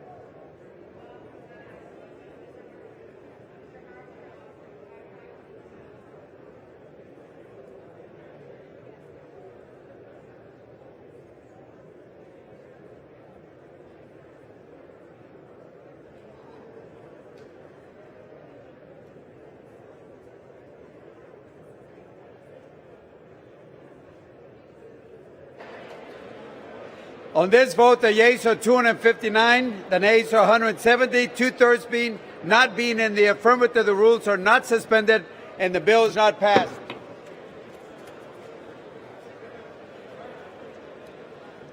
Pursuant to Clause 8 of Rule 20, the unfinished business is a question on agreeing to the motion to commit on Senate 1301 offered by the gentleman from Texas, Mr. Brady, on which the yeas and nays were ordered. The clerk will redesignate the motion. Motion to commit. Senate 1301, offered by Mr. Brady of Texas. The question is on agreeing to the motion to commit. Members will record their vote by electronic device. For what purpose does the gentleman from Virginia seek recognition? Mr. Speaker, as a member designated by Mr. McEachin pursuant to H.R. 8, I inform the House that Mr. McEachin will vote no on the motion to commit. The gentleman from Texas seek recognition. Mr. Speaker, as the member designated by Mr. Babin of the great state of Texas pursuant to H.Res. 8, I inform the House that Mr. Babin will vote yes on a motion to recommit. I yield back. For what purpose does the gentleman from New Jersey seek recognition? Mr. Speaker, as the member designated by Mr. Albio Series pursuant to H.Res. 8, I inform the House that Mr. Series will vote no on the motion to commit. And as the member designated by Mr. Donald Payne pursuant to H.Res. 8, I inform the House that Mr. Payne will vote no on the motion to commit. For what purpose does the gentleman from South Carolina seek recognition? Mr. Speaker, as a member designated by Mr. Armstrong of North Dakota pursuant to H.R. 8, I inform the House that Mr. Armstrong will vote aye on the motion to commit. For what purpose does the gentleman from Illinois seek recognition? Mr. Speaker, as a member designated by Mr. Grijalva pursuant to H.R. 8, I inform the House that Mr. Grijalva will vote no on the motion to recommit. For what purpose does the gentleman from Pennsylvania seek recognition? Mr. Speaker, as a member designated by Ms. Stefanik of New York pursuant to House Resolution 8, I inform the House that Ms. Stefanik will vote yea on the motion to commit. For what purpose does the gentleman from Pennsylvania seek recognition? Mr. Speaker, as a member designated by Mr. Lawson pursuant to House Resolution 8, I inform the House that Mr. Lawson votes nay on S 1301. For what purpose does the gentleman from Arizona seek recognition? As the member designated by Representative Barragan pursuant to H.R. 8, I inform the House that Representative Barragan will vote no on the motion to commit. For what purpose does the gentleman from Ohio seek recognition? Mr. Speaker, as the member designated by Mr. Russ Fulcher from Idaho, pursuant to House Res. 8, I inform the House that Mr. Fulcher will vote yea on the motion to recommit. For what purpose does the gentleman from Michigan seek recognition? Mr. Speaker, as the member designated by Mr. Ryan of Ohio, pursuant to H.Res. 8, I inform the House that Mr. Ryan will vote no on the motion to commit. As the member designated by Mr. Butterfield of North Carolina, pursuant to H.Res. 8, I inform the House that Mr. Butterfield will vote no on the motion to commit. For what purpose does the gentleman from South Carolina seek recognition? Mr. Speaker, as the member designated by Mr. Reed of New York, pursuant to House Resolution 8, I inform the House that Mr. Reed will vote yea on the motion to recommit.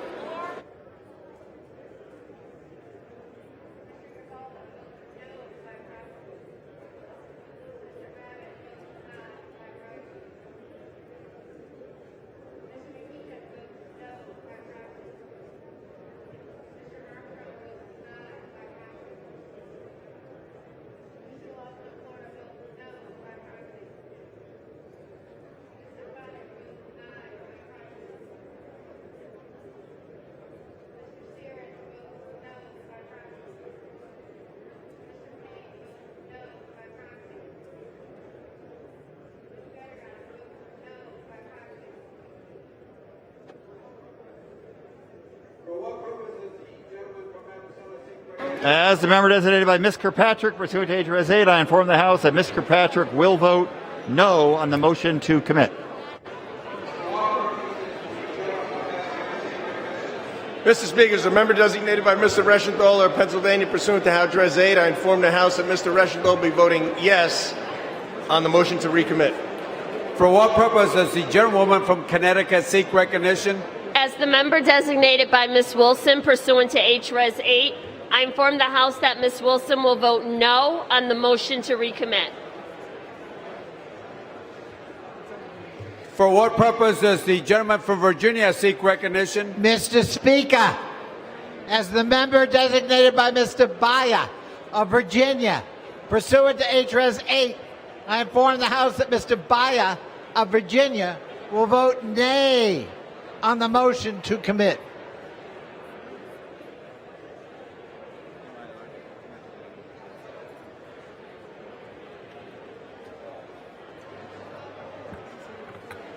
For what purpose does the gentleman from New York seek recognition? As the member designated by Congresswoman Grace Meng, pursuant to HRS 8, I inform the House that Congresswoman Meng will vote no on the motion to recommit.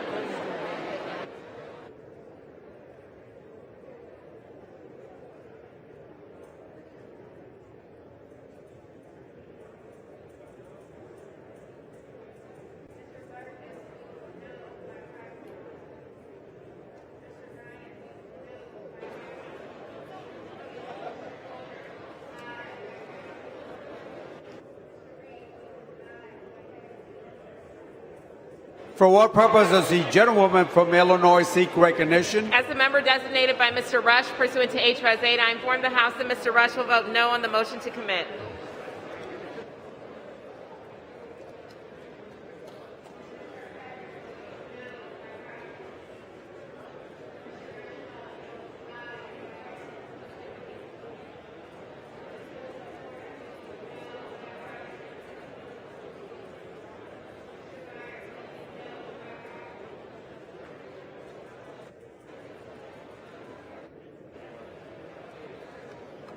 For what purpose does the gentlewoman from Florida seek recognition? As the member designated by Mr. McCall pursuant to H.R. 8, I inform the House that Mr. McCall will vote yes on the motion to commit. Thank you.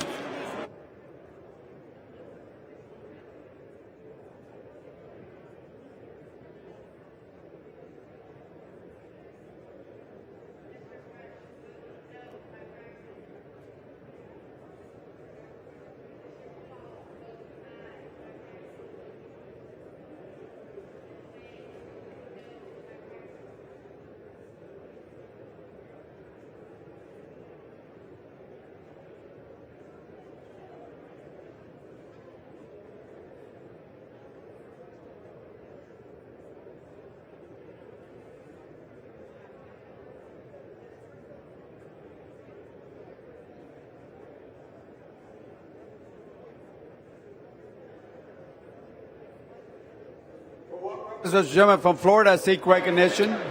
Stand by.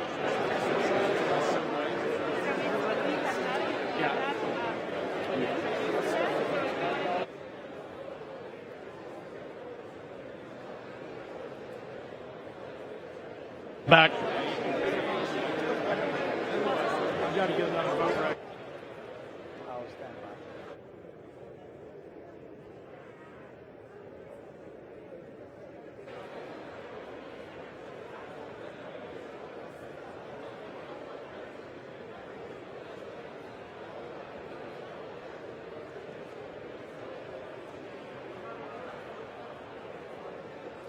For what purpose does the gentleman from Florida seek recognition?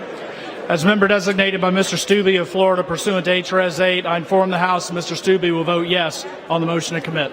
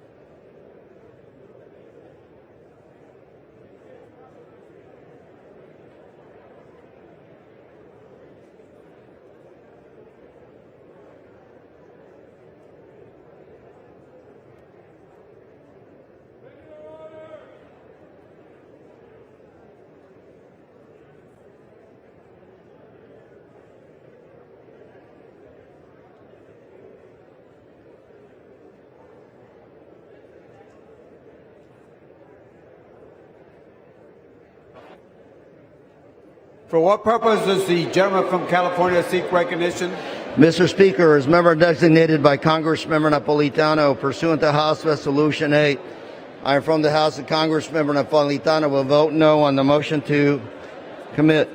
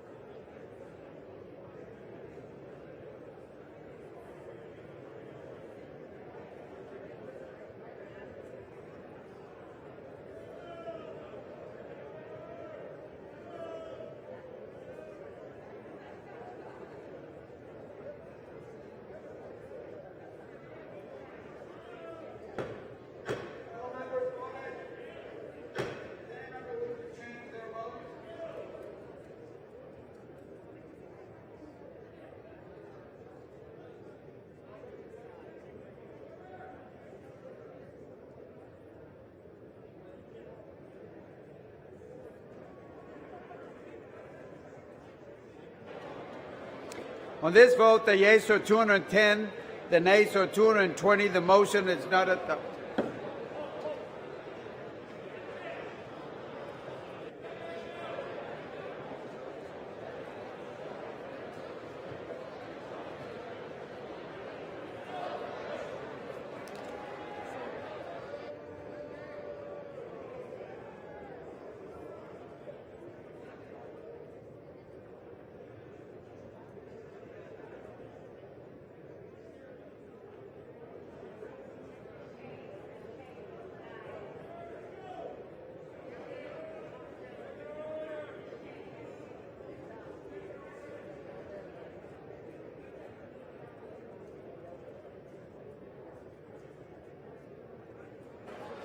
On this vote, the yeas are 211, the nays are 219. The motion is not adopted.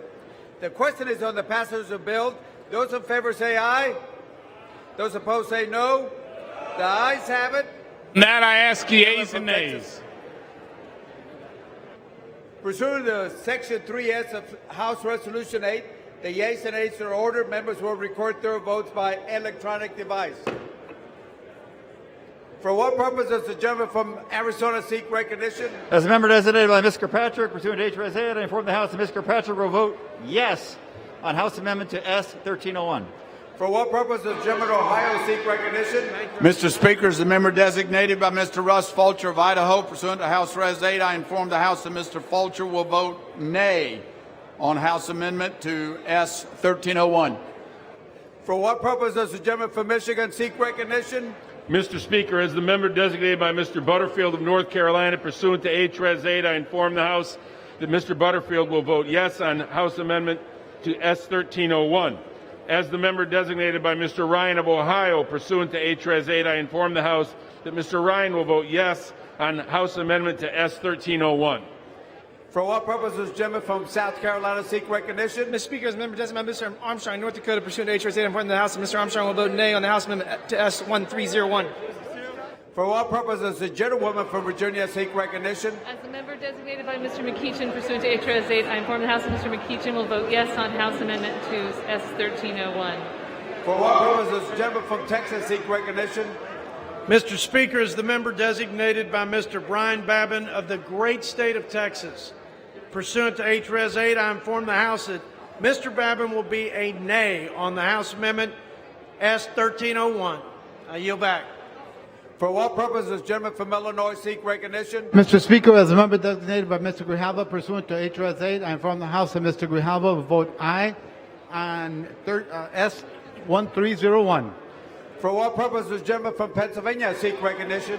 Mr. Speaker, as a member designated by Ms. Stefanik from New York, pursuant to House Resolution 8, I inform the House that Ms. Stefanik will vote nay on the House Amendment to For what purpose Senate does the gentleman 131. from Arizona seek recognition? The member designated by Representative Bargum, pursuant to HR, inform the House Representative Bargum will vote yes on SR 301.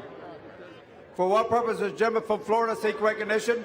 Mr. Speaker, as a member designated by Mr. Stubbe of Florida, pursuant to HRS 8, I inform the House Mr. Stubbe will vote no on House Amendment 1301. For what purpose does the gentleman from New York seek recognition? As the member designated by Congresswoman Grace Meng, pursuant to HRS 8, I inform the House that Congresswoman Meng will vote yea on S 1301. For what purpose does the gentleman from Pennsylvania seek recognition? Mr. Speaker, as the member designated by Mr. Reschenthaler of Pennsylvania, pursuant to House Res 8, I inform the House that Mr. Reschenthaler will be voting no on House Amendment S 1301. For what purpose does the gentlewoman from Illinois seek recognition? As a member designated by Mr. Rush, pursuant to H.R.S. 8, I inform the House that Mr. Rush will vote yes on S 1301. For what purpose does the gentleman from South Carolina seek recognition? Mr. Speaker, as the member designated by Mr. Reed of New York, pursuant to H.R.S. 8, I inform the House that Mr. Reed will vote no on House Amendment, S 1301. For what purpose does the gentleman from Virginia seek recognition? Mr. Speaker, as the member designated by Mr. Baya of Virginia, pursuant to HRS 8, I inform the House that Mr. Baya of Virginia will vote yea on S 1301. For what purpose does the gentleman from California seek recognition? Mr. Speaker, As member designated by Congressmember Napolitano, pursuant to House Resolution 8, I inform the House that Congressmember Napolitano will vote yes on S 1301. For what purpose does the gentleman from Pennsylvania seek recognition? Mr. Speaker, as a member designated by Mr. Lawson pursuant to House Resolution 8, I inform the House that Mr. Lawson will vote yes on this final passage. Thank you.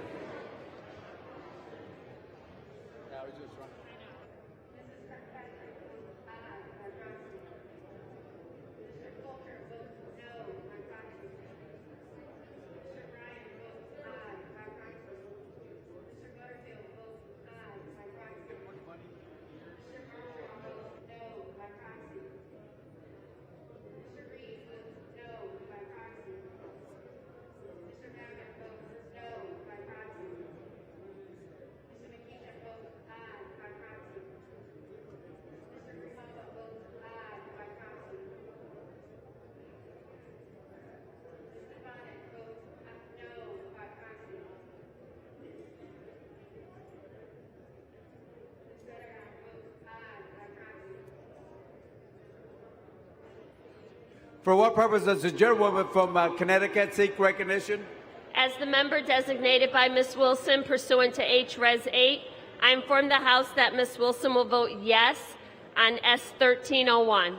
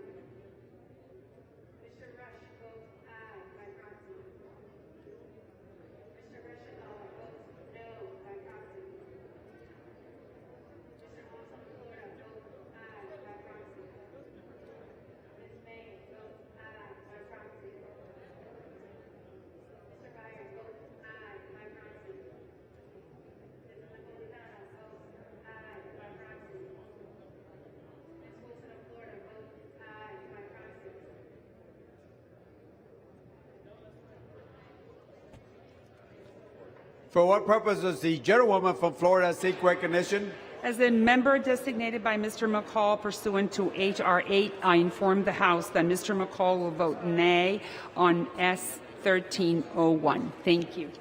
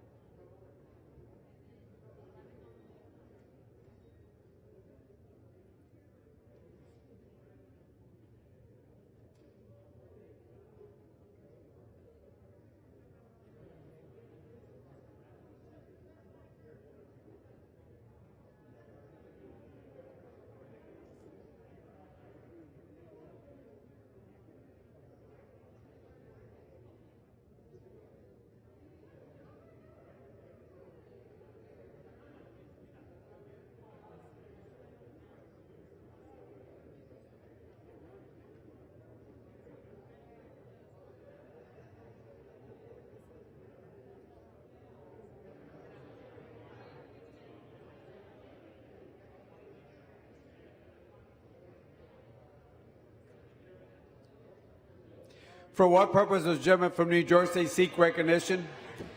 Mr. Speaker, as the member designated by Mr. Donald Payne pursuant to HRES 8, I inform the House that Mr. Payne will vote yes on S 1301. And as the member designated by Mr. Albio Series pursuant to HRES 8, I inform the House that Mr. Series will vote yes on S 1301.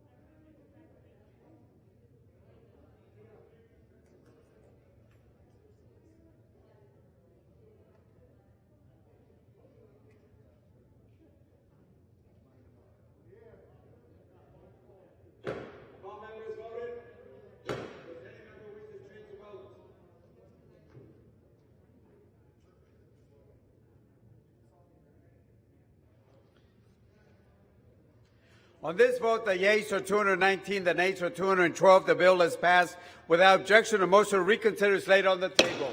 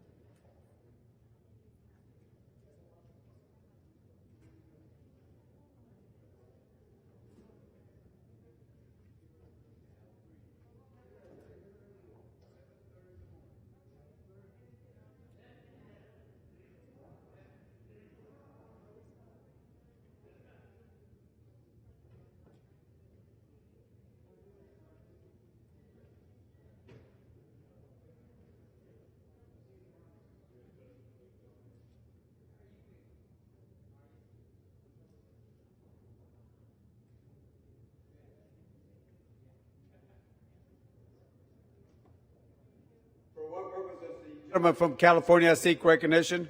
Mr. Speaker, I ask unanimous consent that the ordering of the yeas and nays on the motion that the House suspend the rules and pass the bill H.R. 978 be vacated to the end that the motion be considered as withdrawn.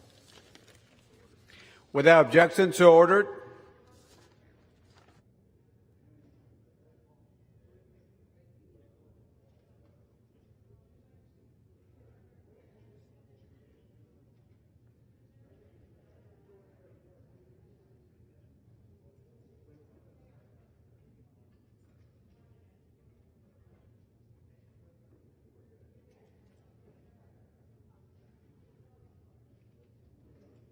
For what purpose does the gentleman from Massachusetts seek recognition? Mr. Speaker, I ask unanimous consent that it be in order at any time to take from the Speaker's table the bill H.R. 5305 with the Senate amendment thereto, and to consider in the House without intervention of any point of order. A motion offered by the Chair of the Committee on Appropriations or her designee that the House concur in the Senate amendment, that the Senate amendment and the motion be considered as read, that the motion be debatable for 1 hour, equally divided and controlled by the Chair and Ranking Minority Member of the Committee on Appropriations or their respective designees, and that the previous question be considered as ordered on the motion to adoption without intervening motion. Without objection, so ordered.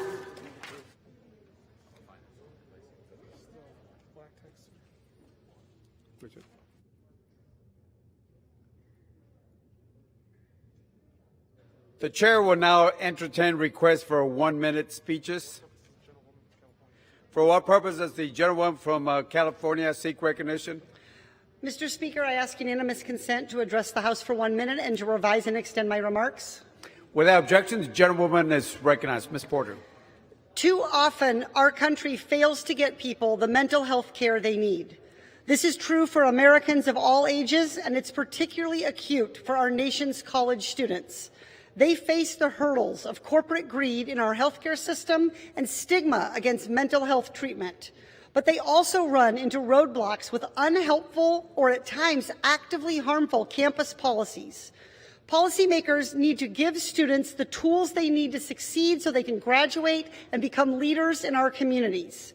I've written legislation, the Student Mental Health Rights Act, that would strengthen mental health policies on college campuses to better protect young people struggling with mental health.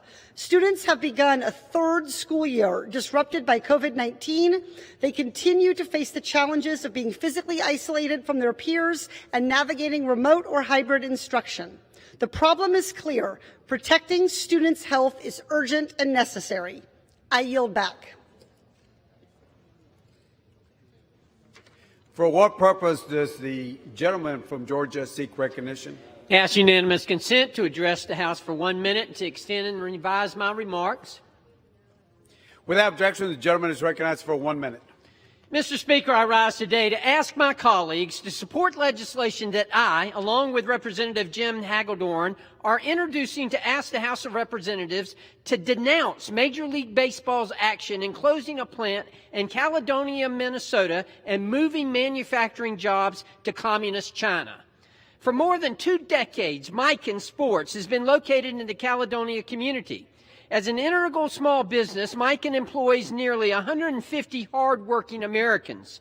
This decision to close the plant and move jobs to China directly defies Major League Baseball's position as America's pastime. There is nothing America about outsourcing jobs to China, removing income from American workers, and destroying a community's economy. We know that very well in Atlanta, Georgia. Major League Baseball should be an unquestionable supporter of American jobs. The league's decision to close the plant and move those jobs to China is incredibly disheartening. America's pastime should be supported by American-made products and jobs. I urge Major League Baseball to live up to its responsibility to the American people by reversing this decision to keep these jobs at home and to purchase American-made products, and I ask my colleagues for their support. Thank you, Mr. Speaker, and I yield back. For what purpose does the gentlewoman from North Carolina seek recognition? Mr. Speaker, I ask unanimous consent to address the House for 1 minute and to revise and extend my remarks.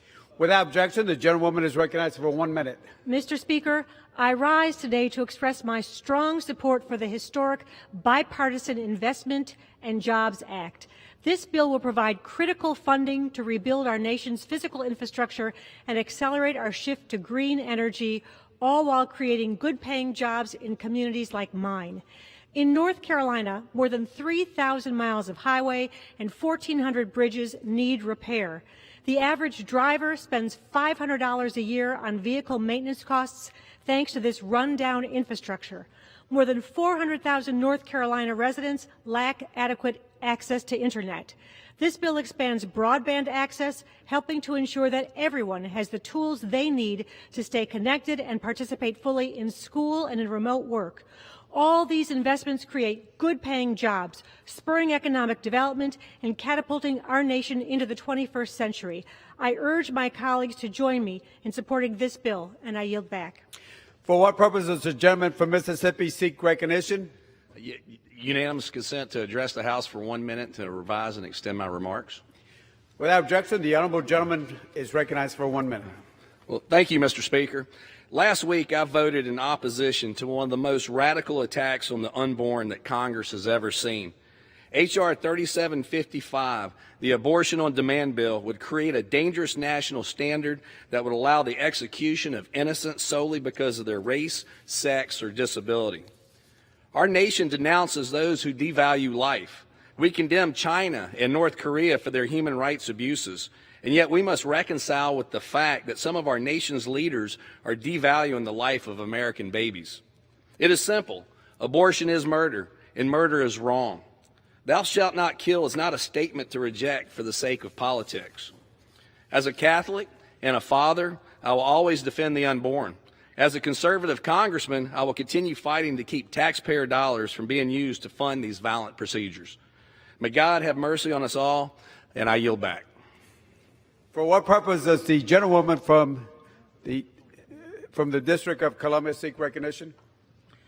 I seek recognition just the House for 1 minute to rise and extend my remarks. Without objection, the gentlewoman is recognized for 1 minute. Mr. Speaker, the Build Back Better Act is historic, but I want to focus on two of its most important: climate change and much-needed social programs. First, climate change, the most important issue facing the entire world without exception. The U.S. can double its impact, reducing carbon emission 50% while creating 2 million jobs annually over the next 10 years in clean technologies. And Build Back Better social programs respond to needs Americans have long prioritized. Among them, child care and lower costs for Medicare and college tuition. Build Back Better pays over the long run with investments for reducing fast-rising climate change issues and pays right now with investments in most needed social programs. I yield back. For what purpose does the gentleman from California seek recognition? You seek unanimous consent to address the House 1 minute, revise and extend remarks. Without objection, the gentleman is recognized for 1 minute. Thank you, Mr. Speaker. I just wanted to point out for the American public and my colleagues in this chamber and the U.S. Forest Service the extreme importance of all the fire devastation we've had in Northern California and the need to immediately get upon the effort to cover up the erosion that we're going to have there. We need to mitigate the erosion that's going to be so great potential here.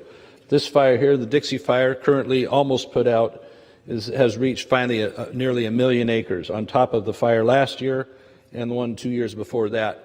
We have over 1.5 million acres that have burned and are now a repository for ash and erosion that's going to affect what is known as the Feather River watershed. Extremely important watershed to the California State Water Project, whose customers number about 25 million people in California, as well as much of agriculture.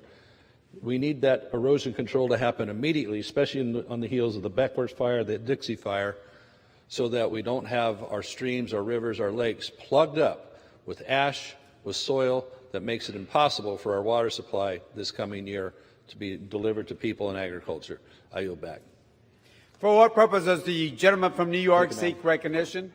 I seek unanimous consent to speak for 1 minute and to extend and revise my remarks. Without objection, the gentleman is recognized for 1 minute. Thank you, Mr. Speaker. One of the central values of the Build Back Better Act is pandemic preparedness. COVID-19 has left a death toll of more than 600,000 Americans and a cost of $16 trillion. If the cataclysm of COVID-19 cannot move our country to prioritize pandemic preparedness, then nothing will. A wise person once said, "Those who fail to learn from history are doomed to repeat it." And if we fail to pass the Build Back Better Act, we are in danger of reliving a history whose repeat we cannot afford. The Build Back Better Act would enable the United States to develop and distribute vaccines within a few months of a new pandemic threat. It would enable the United States to develop vaccines not only for particular viruses, but whole families of viruses with pandemic potential. It would shore up domestic manufacturing of critical supplies so that we're no longer at the mercy of a fragile global supply chain. We have the resources to prevent the next pandemic.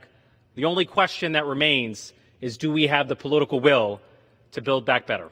I yield back.